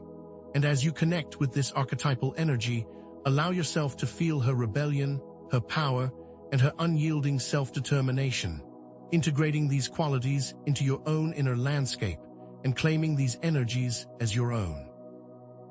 Remember the power of symbols, the hidden language of the subconscious, and use this as a foundation for deeper exploration. The symbols associated with Lilith, therefore, are not mere decorations, but potent keys that unlock hidden aspects of her energy, and they act as conduits to communicate with the deeper realms of our own consciousness, as they each carry a specific vibratory essence that can be used to amplify our intentions, like the notes on a musical scale, each with its own unique resonance. The sigil of Lilith, often depicted as a circle with a downward-pointing arrow, represents the descent into the underworld and the integration of the shadow self, a key element of her transformative power, and the use of this sigil in meditation allows us to access these hidden aspects of our consciousness, allowing integration of what has been hidden in our personal unconscious. The colors associated with Lilith, such as black and red, represent the primal forces of creation and destruction, and their use in ritual or on clothing can allow these energies to be activated within us, providing a powerful reminder of the raw, untamed nature of her archetype, allowing a deeper connection to the energies she embodies. The serpent, a powerful symbol of transformation and wisdom, represents Lilith's connection to the tree of knowledge and the pursuit of truth beyond the confines of dogma, reminding us that knowledge is not just an intellectual pursuit, but an embodied experience, and that when these symbols are used in meditation, they open new doors to our subconscious, and that when combined with personal intention, they can create powerful change in our lives. Remember, these are not mere images, they are energetic keys that unlock hidden potential, and that personal intention is the most powerful ingredient in this process. Throughout history, there have been numerous figures who embodied the Lilith archetype, even without explicitly knowing her name, each one demonstrating the power of individual sovereignty and the rejection of patriarchal control, and this continued pattern shows that her energy cannot be contained, that it will always find a way to express itself, like a river carving its way through rock. Consider the witches of old, who were often demonized for their power, their knowledge, and their connection to the earth, but who also represented a force of rebellion against the rigid structures of their time, and whose use of herbs, rituals, and ancient wisdom challenged the authority of the established church, showing that these women carried the energy of Lilith, and that it was that power that was targeted for extermination. Likewise, many mystics, spiritual leaders, and artists throughout history have challenged societal norms, embraced their unique inner voices, and created change within their communities, following their inner guidance despite societal pressure to conform, demonstrating this archetype in action. We must recognize that their actions were not isolated instances of rebellion, but a continuation of the same archetypal energy, and that their courage is an inspiration for our own journey towards self-empowerment. The lessons we can learn from them are not limited to a specific historical context, but represent a timeless pattern, and that as we learn more about Lilith, we will see that she has always been there, acting through different people, in different times, a persistent symbol of liberation and freedom. To truly embody these principles, we must understand that ritual is not a practice confined to ancient texts or secret societies, but a potent tool that can be integrated into the fabric of everyday life, transforming mundane tasks into opportunities for self-reflection and intention setting, creating a sense of sacredness in the ordinary. Like the craftsman who imbues each piece with their unique artistry, every action that is performed with mindful intention has the potential to be a ritual, whether it is the preparation of a meal, the act of journaling, or the simple act of taking a deep breath. Each of these has the potential to become a powerful act of self-empowerment when approached with awareness and dedication, like the potter who shapes the clay with love and intention. Creating a vessel with purpose. Begin each day with a grounding ritual, connecting with the earth's energy through visualization or mindful movement, establishing a strong foundation for your day and setting your intention for all you will do, like a sailor setting a course for a voyage. Create a bedtime ritual that allows you to release the energy of the day and to prepare for a restful sleep, gently moving your mind from the chaos of the world into the quiet of your inner self. Remember, the power of ritual is not in its complexity, but in the intention that is placed within it, and that even the simplest action, when performed with focused awareness, can become a powerful catalyst for transformation. The management of our personal energy, therefore, becomes a crucial aspect of our self-mastery, and by cultivating an awareness of our internal state, we can learn to direct our energy towards our intentions and desires, avoiding the drain of self-sabotage and moving from a reactive state to a conscious state, like the gardener who cultivates the soil, ensuring that the plants have the energy they need to flourish. Grounding exercises, such as walking barefoot on the earth and imagining roots extending from your feet into the center of the planet, can help us to release excess energy and to establish a strong connection with the earth, ensuring that our energy flows without obstruction and that we are able to stay centered. Breathwork practices, like deep diaphragmatic breathing, can help us to clear stagnant energy and to activate the parasympathetic nervous system, allowing us to move beyond the fight-or-flight response into a state of calm and clarity, and to direct this energy with focus and purpose. Visualization techniques, such as imagining a protective shield of light surrounding us, can help us to block negative energy and to maintain a strong energetic boundary, protecting ourselves from toxic influences and ensuring that we remain sovereign in our power. These are all tools that can be used to create energetic sovereignty.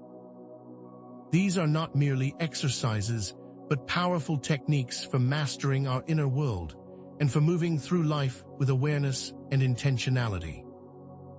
By combining these practices with the power of visualization, we can consciously create our desired reality using our inner vision as a roadmap and focusing our energy and attention to bring our intentions into physical manifestation, like the architect who visualizes the blueprint of a building before construction even begins.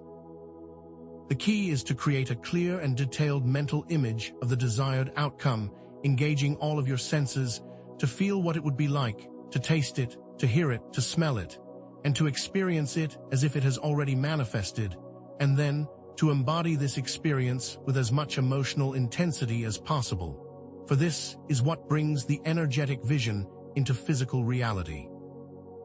Do not merely see the desired outcome, but feel it with every cell of your being, and embody it as a fully experienced reality. Practice this visualization daily, focusing on the feelings associated with your desire, and not simply the image of the outcome, and you will find that with consistent repetition and emotional engagement, your desired reality will begin to manifest in the physical world, understanding that this process takes patience, consistency, and faith, but that it is a skill that can be cultivated with daily practice. Remember, the key is to embody the feeling, not just to see the image, and that this is a critical step in the manifestation process. The integration of shadow work into our daily lives, therefore, becomes a crucial aspect of our transformation, and by using daily self-reflection and mindful journaling practices, we can uncover the hidden parts of ourselves that have been suppressed, rejected, or denied, and allow them to be integrated, like an archaeologist who unearths ancient artifacts, revealing the hidden history beneath the surface.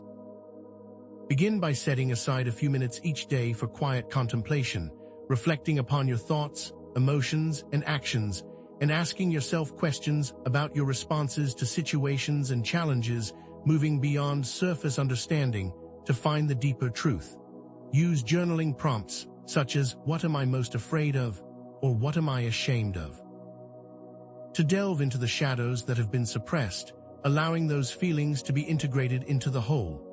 Engage with these parts of yourself with compassion and acceptance, understanding that they are not flaws to be overcome, but rather gifts waiting to be reclaimed, and that the shadow is not something to be feared, but to be embraced as an essential part of the whole. See difficult or challenging situations as opportunities to do deeper shadow work, asking yourself what unresolved issues may be contributing to your experience, and moving from a victim perspective to an empowered state of responsibility. Remember that all of these things have value and purpose when seen from the correct perspective, and that the parts we deny hold the keys to our empowerment.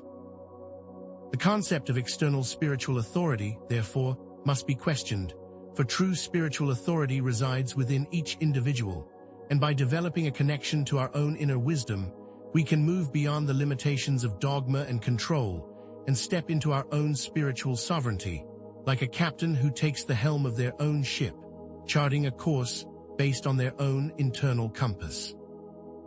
Religious institutions and spiritual leaders may offer guidance and support, but ultimately, it is your own inner wisdom that will guide you on your unique path, and that by listening to the inner voice, we can find a path of self-mastery that is aligned with our authentic truth, and not the dictates of an outside source. Question the dogmas that have been imposed upon you, seeking out alternative viewpoints and interpretations, and do not blindly accept any truth without first running it through your own internal filter, and that your own connection to your higher self is the ultimate authority. Recognize that spiritual authority is not about following the rules of others, but about living in alignment with your own deepest values, and that this is an ongoing process, not a one-time event, and that it requires constant self-reflection and a willingness to listen to the guidance of your inner self. Understand that this journey of questioning is in fact a journey of empowerment. The cultivation of inner spiritual authority, therefore, is a process of self-discovery, where we learn to trust our intuition, to listen to the guidance of our inner voice, and to cultivate a deep connection with our own higher self, like a sculptor who chips away at the stone, revealing the masterpiece that was hidden within. Begin by practicing daily meditation, creating space for inner stillness, and for the quiet voice of your intuition to be heard, moving beyond the noise of the external world into the depths of your own inner wisdom. Engage in self-reflection, asking yourself deep and challenging questions about your beliefs and values, and seeking out the answers within your own heart and your own truth. Connect with the divine presence within you, recognizing that you are a part of the whole, and that the wisdom of the universe resides within your own being, and that as you cultivate these practices, your inner authority will become stronger and more clear. Remember that this inner authority is not about arrogance, but rather humility, understanding that true power lies in our connection with the divine presence within and our commitment to living in alignment with our highest potential. The power you seek has always resided within you. Lilith, as a powerful symbol of autonomy, embodies this very idea of inner spiritual authority, and that her story serves as a powerful reminder that we do not need to seek external validation, for we already possess all the wisdom and power we need within ourselves, like a wellspring of water that flows from deep within the earth. Her rejection of imposed authority, her unwavering commitment to her own truth, and her refusal to compromise her integrity are all reflections of the inner power that we possess, and that by understanding her journey, we can reclaim our own spiritual authority and walk our own unique path, free from the limitations of dogma and control, stepping into the freedom that is our birthright. She serves as a guide, a mirror, and a reminder that we are not bound by the limitations that others have imposed upon us, but that we are powerful creators, and that it is up to us to claim that power and to walk in the path that is illuminated by our own internal light. Remember that she is not an ideal, she is a guide, and that your path is your own, to be walked with courage and conviction. The creation of a personal spiritual practice, therefore, is essential for maintaining our connection with our inner authority, and for continuing our journey of self-discovery, and this practice should be aligned with our own beliefs and values, and that it should be a unique expression of our own individual path, not a replication of another system or dogmatic approach. Like a master craftsman who creates their own unique set of tools, perfectly suited to their craft.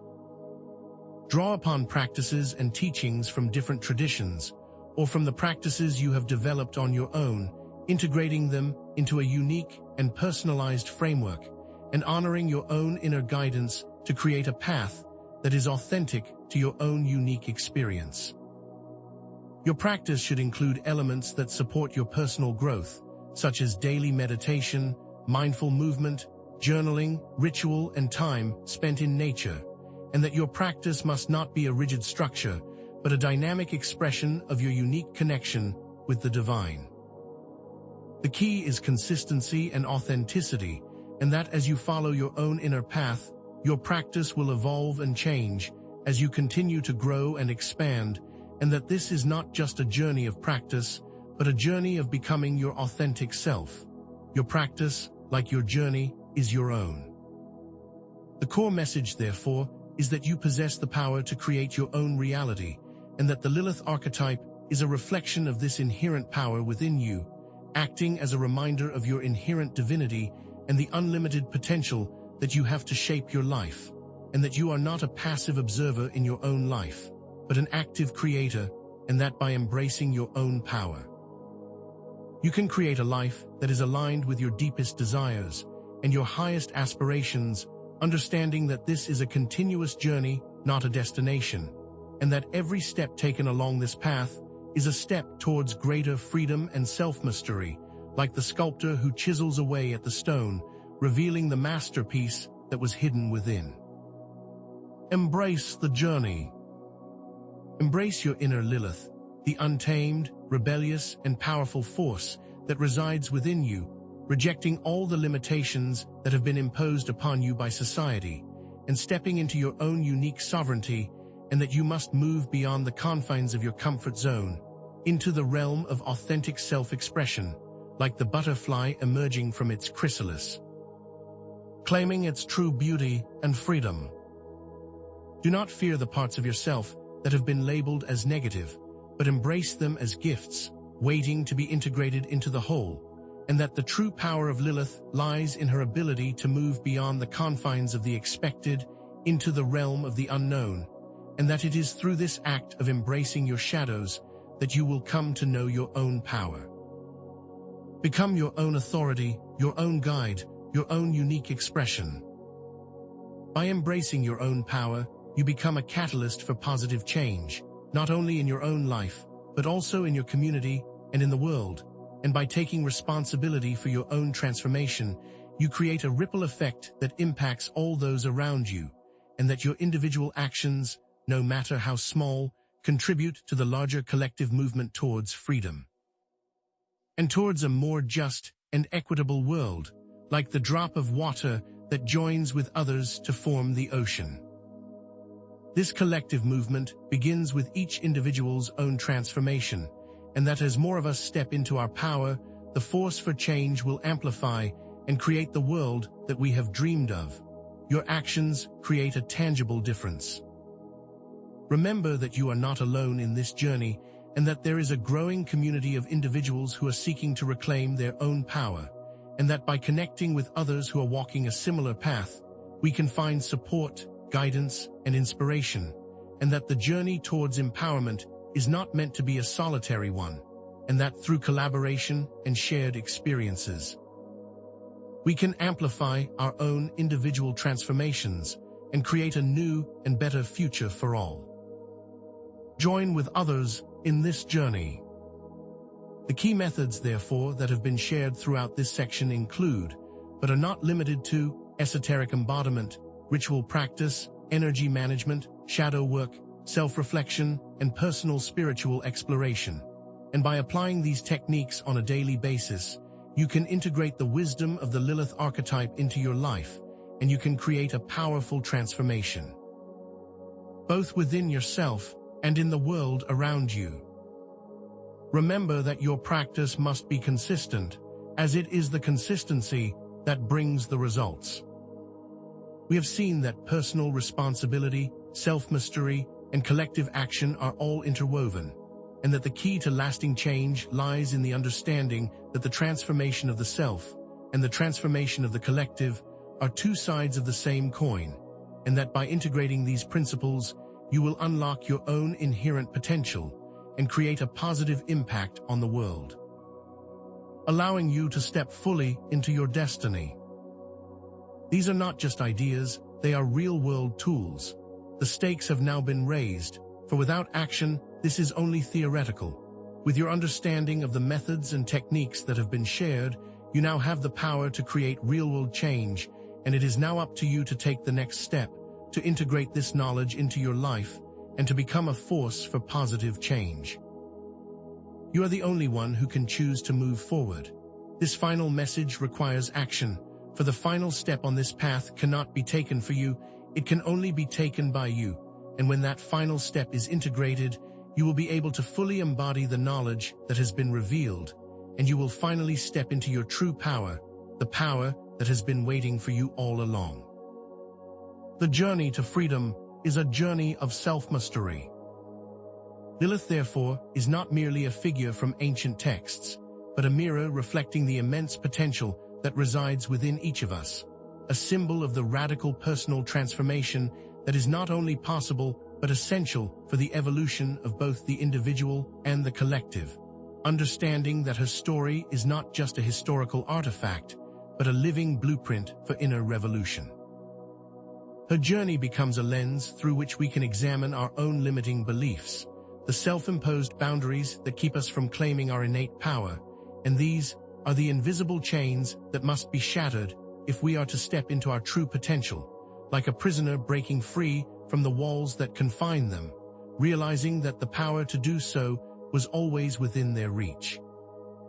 Ask yourself, what beliefs do you hold that keep you small? What are the self-imposed limitations that keep you from fully expressing your authentic self? What are the patterns of self-sabotage that have become comfortable and yet keep you from moving into the freedom you desire?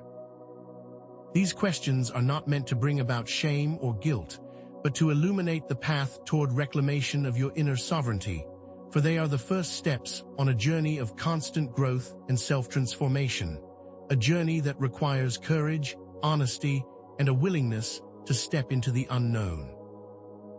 This is not a one-time event, but a process of continual refinement, a constant challenging of our own self-imposed limitations, moving from a place of external control to a position of internal power. To fully embody the energy of Lilith, you must learn to accept all parts of yourself, including those that have been deemed unacceptable, the aspects of your being that you have hidden away in shame, for they are not flaws, but rather keys to your wholeness, like a mosaic comprised of different pieces, each essential for the completion of the whole.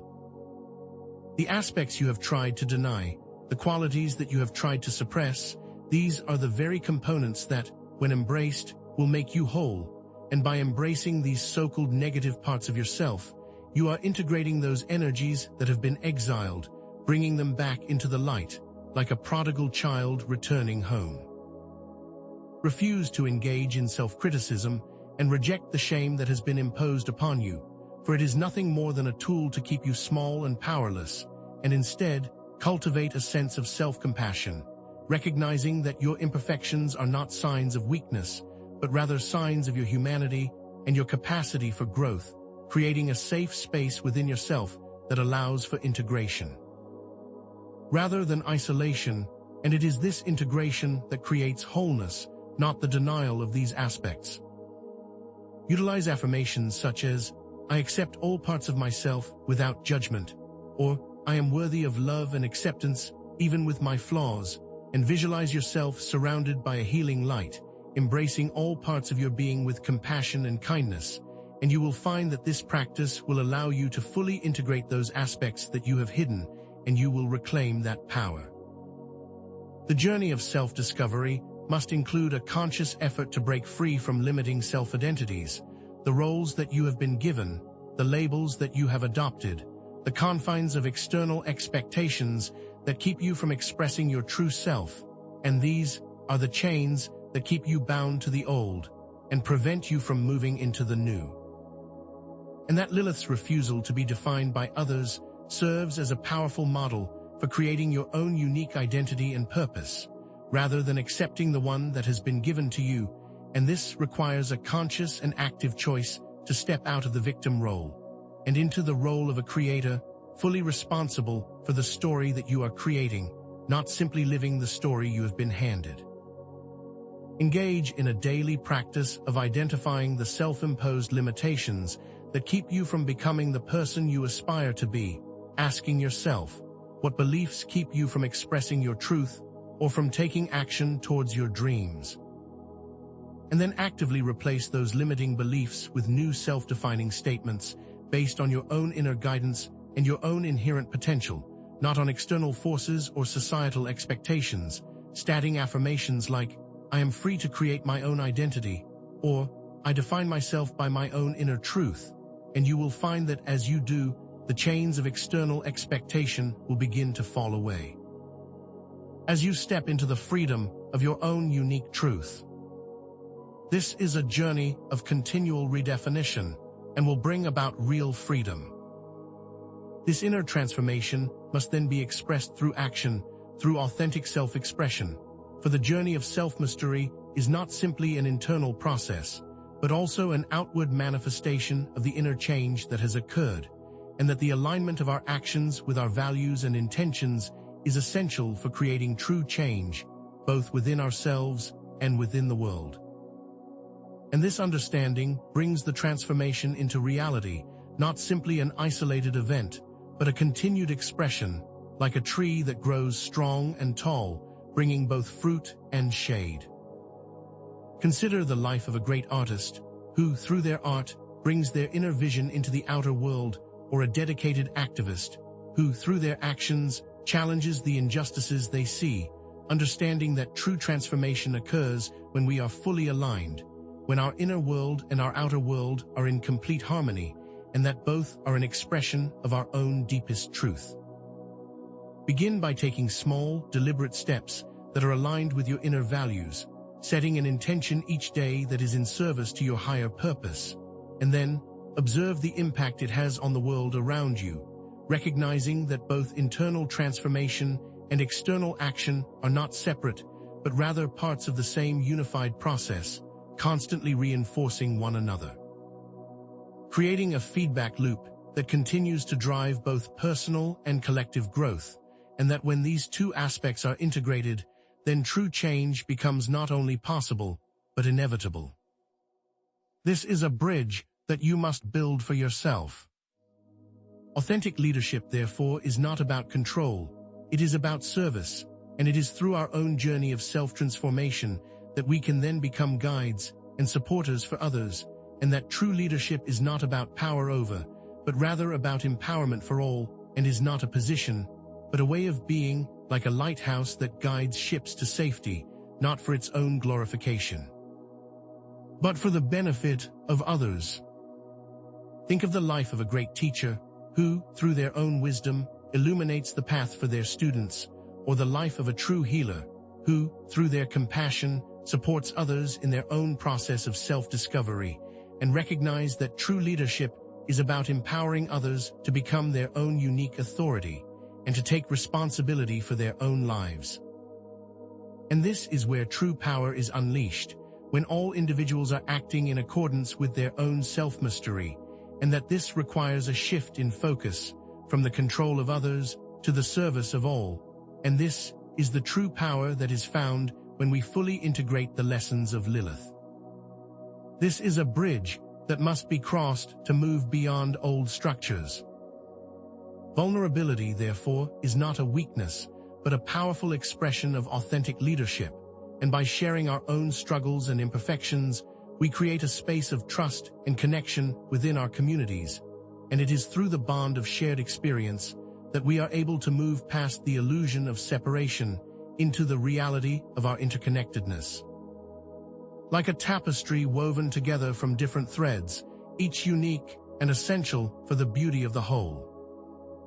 When leaders openly admit their mistakes, when they share their own journey of growth, they invite others to do the same, and they create an environment where it is safe to be seen, to be heard, and to be accepted for all of their imperfections.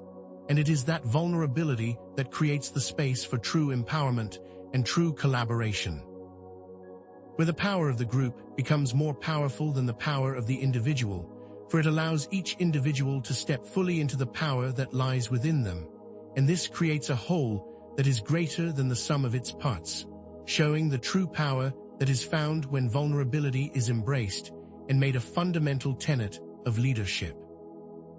We must not be afraid to show our wounds, as it is in that showing that we allow others to be seen as well, in all of their unique expressions. Compassionate communication, then, becomes the language of authentic leadership.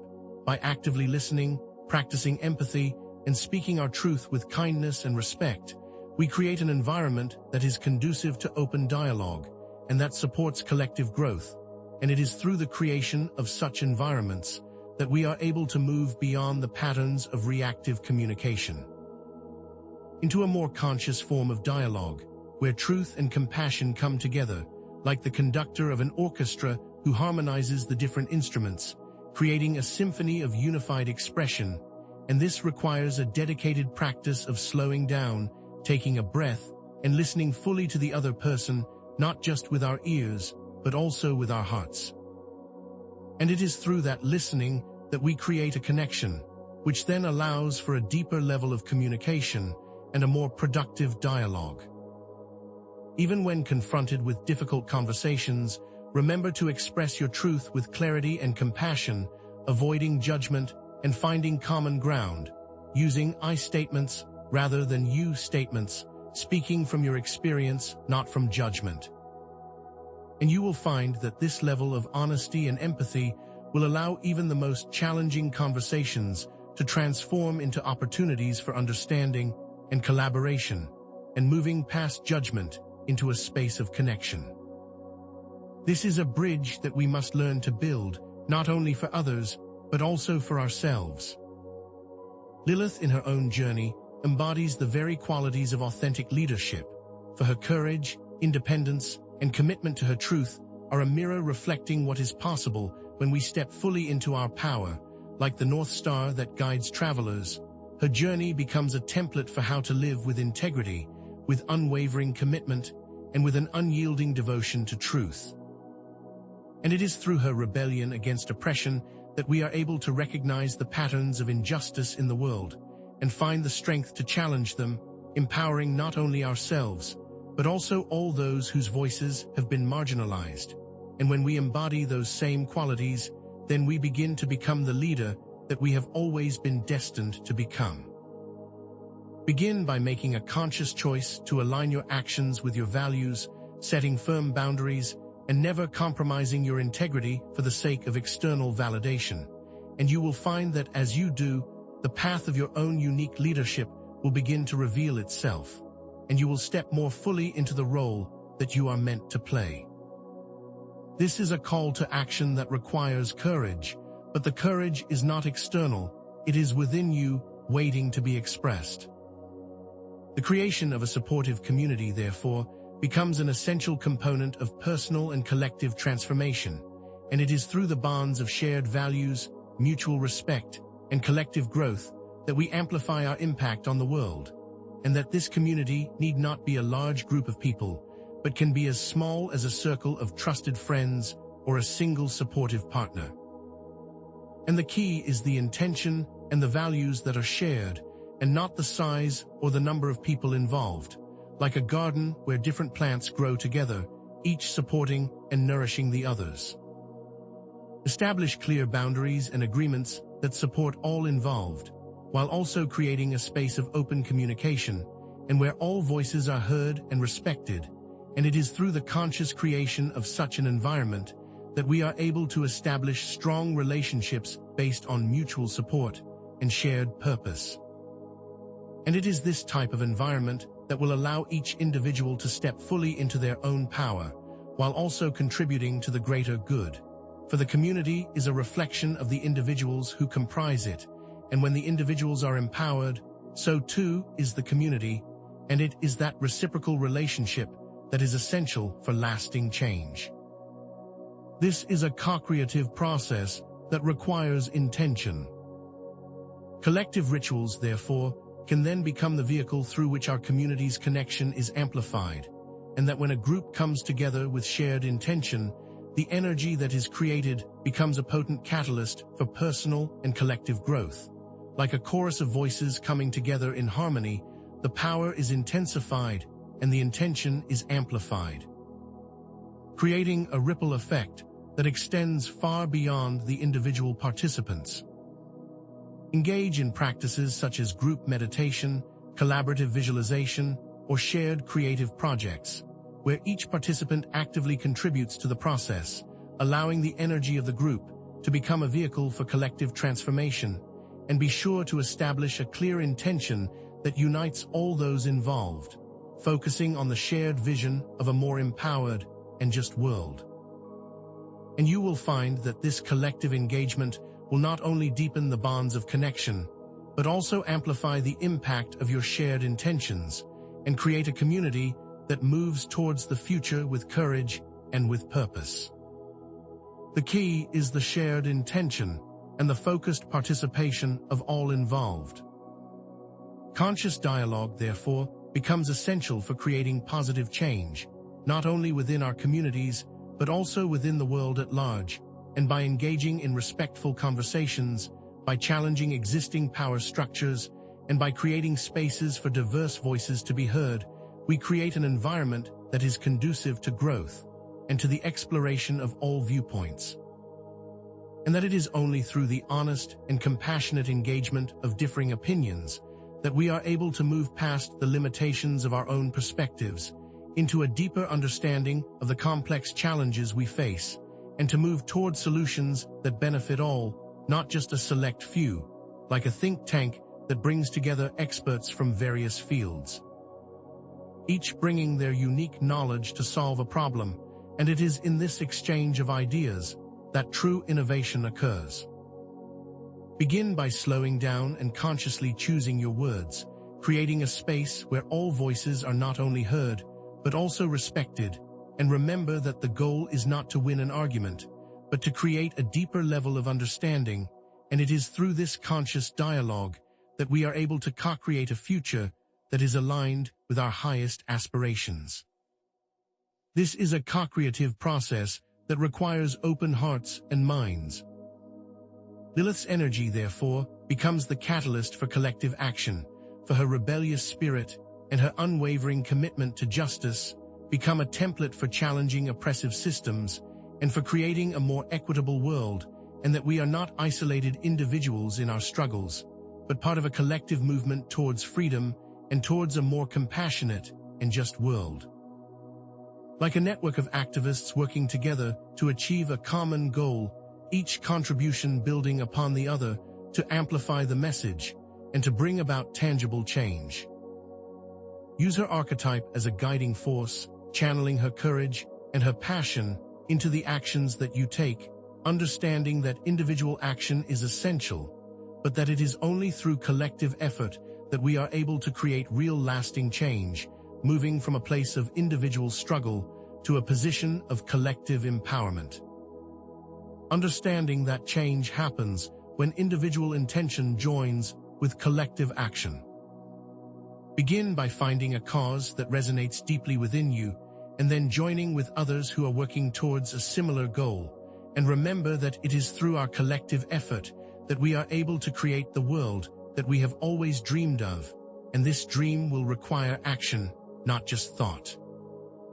The journey of self-discovery is a continuous process, requiring constant self-reflection, practice, and commitment, and it is not a destination to be reached, but a path to be walked, step by step, and that it requires a daily dedication to uncovering deeper truths, to integrating our shadow aspects, to refining our inner authority, to challenging our self-imposed limitations, and to living in alignment with our deepest values, like a river that carves its own path, continually evolving and growing, becoming ever more beautiful with time. Celebrate your own progress, embracing each challenge as an opportunity for further growth and for greater self-understanding, and move beyond the idea of becoming perfect and step instead into the embrace of the authentic self, and that it is this journey and not the destination that is the true reward, and this is a journey that must be embraced each and every day. Remember that this journey is not only about your own personal transformation, but also about the collective transformation that is being created by all of us together. The intentional creation of a life of purpose becomes the manifestation of our inner alignment, and by aligning our actions with our deepest values and our highest intentions, we create a sense of fulfillment and meaning that extends beyond the confines of our own personal desires and into the realm of service and of contribution, like a symphony that brings together different musical instruments, creating a whole that is more beautiful and complex than the sum of its parts, and that each of us has a unique role to play in this collective creation, and that it is through the exploration of our unique talents and by sharing our gifts with the world that we come to live a life of true purpose and lasting significance. Begin by asking yourself, what are the unique gifts that I have to offer? What are the actions that I can take today that are aligned with my highest intentions? And then actively choose to make your life an expression of your unique purpose, and you will find that this is the path that leads to true fulfillment and to a life of meaning. This is a co-creative process that requires intention and consistent action. Embodying the Lilith archetype in our everyday lives becomes a practice of claiming our own sovereignty and expressing our authentic truth in all that we do, and that this is not about becoming a copy of Lilith, but rather allowing those qualities that resonate with us to become expressions of our own inherent power, and that this practice transforms mundane actions into powerful rituals, creating a sense of sacredness and intention in each moment, like a dancer who moves through the world with grace, with fluidity, and with power, turning every action into a beautiful expression of their inner self. Begin by using Lilith's qualities of self-determination, authentic expression, and unyielding pursuit of truth as a guide for your own choices and for your own actions, asking yourself, what does it mean for me to be truly authentic in this moment? And then make the conscious choice to respond in a way that is aligned with your own values and your own desires, and you will find that through consistent practice, you will begin to express the power that lies within you, and you will be a living embodiment of Lilith's transformational energy, and that the mundane will become sacred, and the ordinary will become extraordinary. This is not just a philosophy, it is a living embodiment.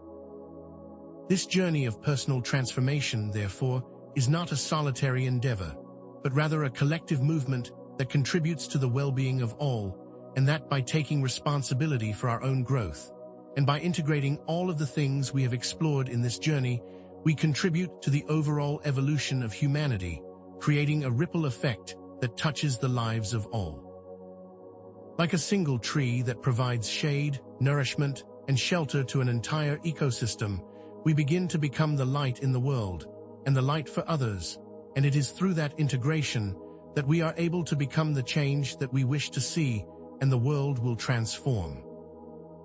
We are co-creators, and each of us has an essential role to play.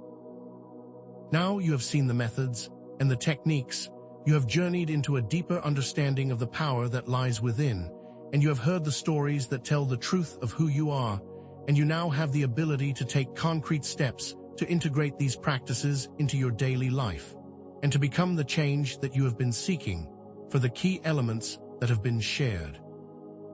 Of self-acceptance, conscious action, authentic leadership, collective support, and a life of purpose are the tools for your transformation, and it is up to you to take them, to use them, and to build a new world. Remember that consistency is the key, for it is the daily practice that will bring the results.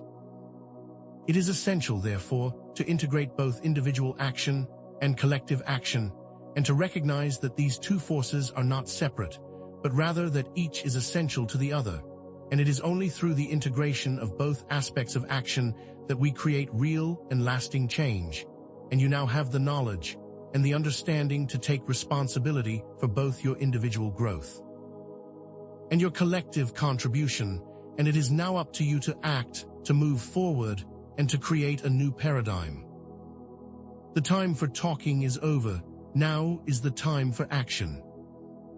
These actions, therefore, must be taken for the creation of a new world that is based on the foundation of balance, compassion, and truth.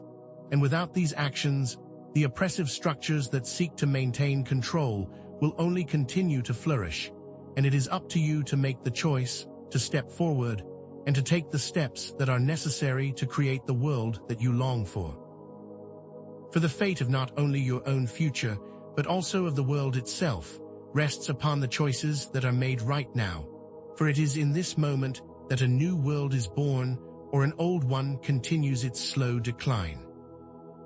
This is a call to urgency. The culmination of this journey is now within reach, for each step that you have taken, each understanding that you have integrated, and each practice that you have explored has been in preparation for this moment, where you now have the opportunity to take the final step that will unleash the full power that lies within, and when this final action is taken, you will be forever transformed. The journey is not complete until this final step is integrated into your own life. Lilith, therefore, is not the demon that has been portrayed, but a profound symbol of feminine power, autonomy, and rebellion against any system that seeks to diminish the human spirit. And her journey, woven through history, esoteric traditions, and symbolic interpretations, is not a cautionary tale, but a testament to the enduring strength that lies within each of us. Her origins as a propatriarchal goddess, her significance within Kabbalistic and Gnostic teachings, and her constant reappearance within suppressed traditions all point toward a hidden truth, that her demonization is not a reflection of her nature, but a calculated attempt to control the feminine principle, and her energy is not to be feared, but rather to be embraced. And when we understand this, we shift the power dynamic, and we begin to reclaim not only her true identity, but our own, recognizing that we too are capable of self-determination and of living in alignment with our own inner truth, free from manipulation and control. It is in this understanding that we take control of our lives and step into true power. This pattern of demonizing powerful feminine figures is not an isolated incident, but a recurring theme throughout history, for as we have seen with figures like Hecate, Kali, and countless others, the suppression of feminine power has been a consistent strategy employed by patriarchal systems, and this is not a coincidence, but a deliberate attempt to control the narrative. And to maintain a hierarchy that favors the masculine over the feminine, and this is why Lilith becomes an archetype, a figure that embodies the struggle for equality and for spiritual independence, and this recognition allows us to identify this pattern in our own lives, in our own communities, and in the world at large, creating a path of personal and collective liberation. And understanding that, by identifying this pattern, we move beyond being victims and step into a position of power and the ability to create lasting change. We are now able to see the source of manipulation, and we now have the understanding to move beyond it. The traditional narrative of Lilith's expulsion from Eden, which paints her as an evil temptress, is nothing more than a patriarchal reinterpretation designed to suppress feminine autonomy, and it is through a deeper analysis of the original texts, and through a reimagining of the underlying symbolism, that we come to understand that her so-called disobedience is not an act of sin, but an act of self-determination and a refusal to accept inequality, and this perspective changes the paradigm, transforming the traditional view of disobedience as something to be feared, and instead positions it as a necessary step in the pursuit of knowledge and self-awareness and understanding. We are now able to challenge our own limiting beliefs and the patriarchal narratives that have shaped our world, recognizing the importance of questioning authority and thinking for ourselves, and that it is through the challenge that true freedom is found. We must choose to accept the new story and reject the old. Lilith's archetype is a powerful guide for our shadow work, for she encourages us to integrate all aspects of ourselves, including those that have been deemed unacceptable, those dark parts that we have hidden away in shame, and that her power comes not from denying the shadow, but rather from embracing it, and understanding that the shadow is not something to be feared, but something to be understood and integrated into the whole, and that it is in that integration that true healing occurs, allowing us to step into our full potential. The specific methods and practices, such as meditation and visualization, are not just simple techniques, but tools for self-discovery and for the reclamation of our power, and through these methods, we are able to transform our understanding of the shadow and its importance for our overall health and well-being, moving past fear and into acceptance and integration. We now have the tools to bring our hidden aspects into the light.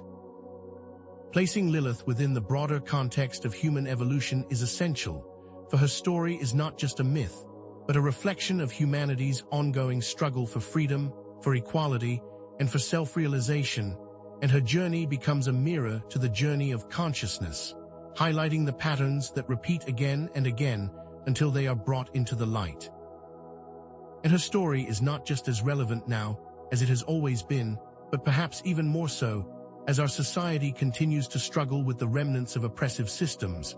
And by understanding this, we are not just exploring an ancient tale, but empowering ourselves to see ourselves as part of a larger, ongoing human journey, recognizing that our actions, both individually and collectively, have profound ripple effects that create real and lasting change, and that the journey is not just about feminine power, but rather about the necessary integration of both feminine and masculine energies, which is needed for lasting transformation.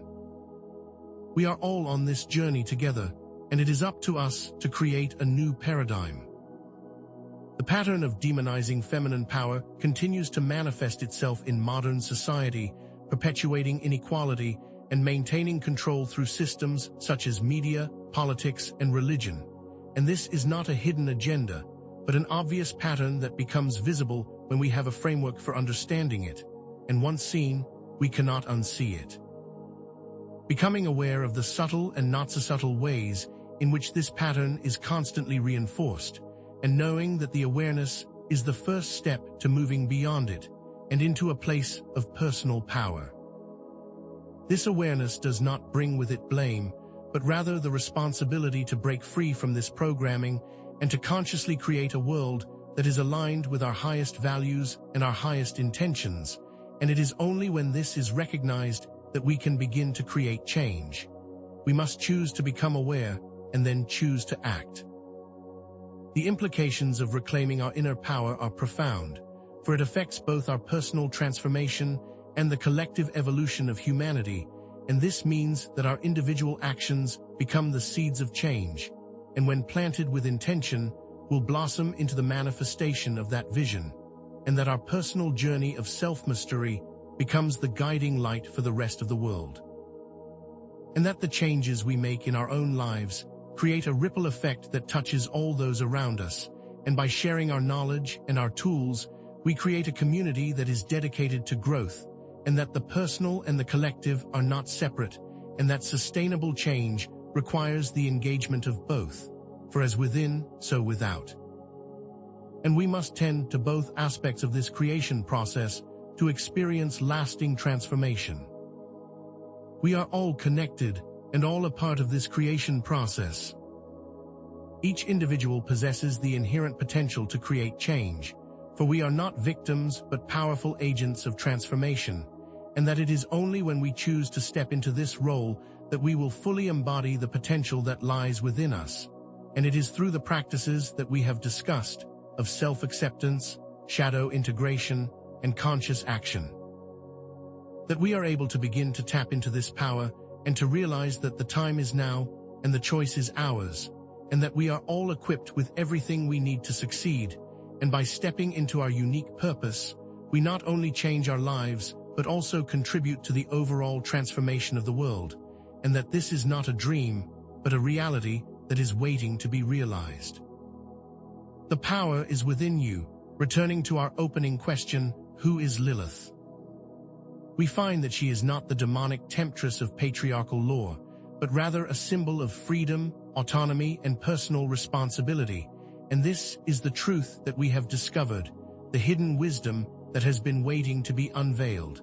And through this understanding, we transform the perception of her from a figure of fear to a figure of empowerment.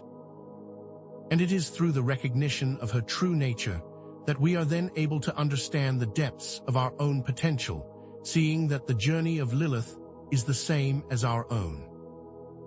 Her power lies in the understanding that she is not the darkness, but the path to the light.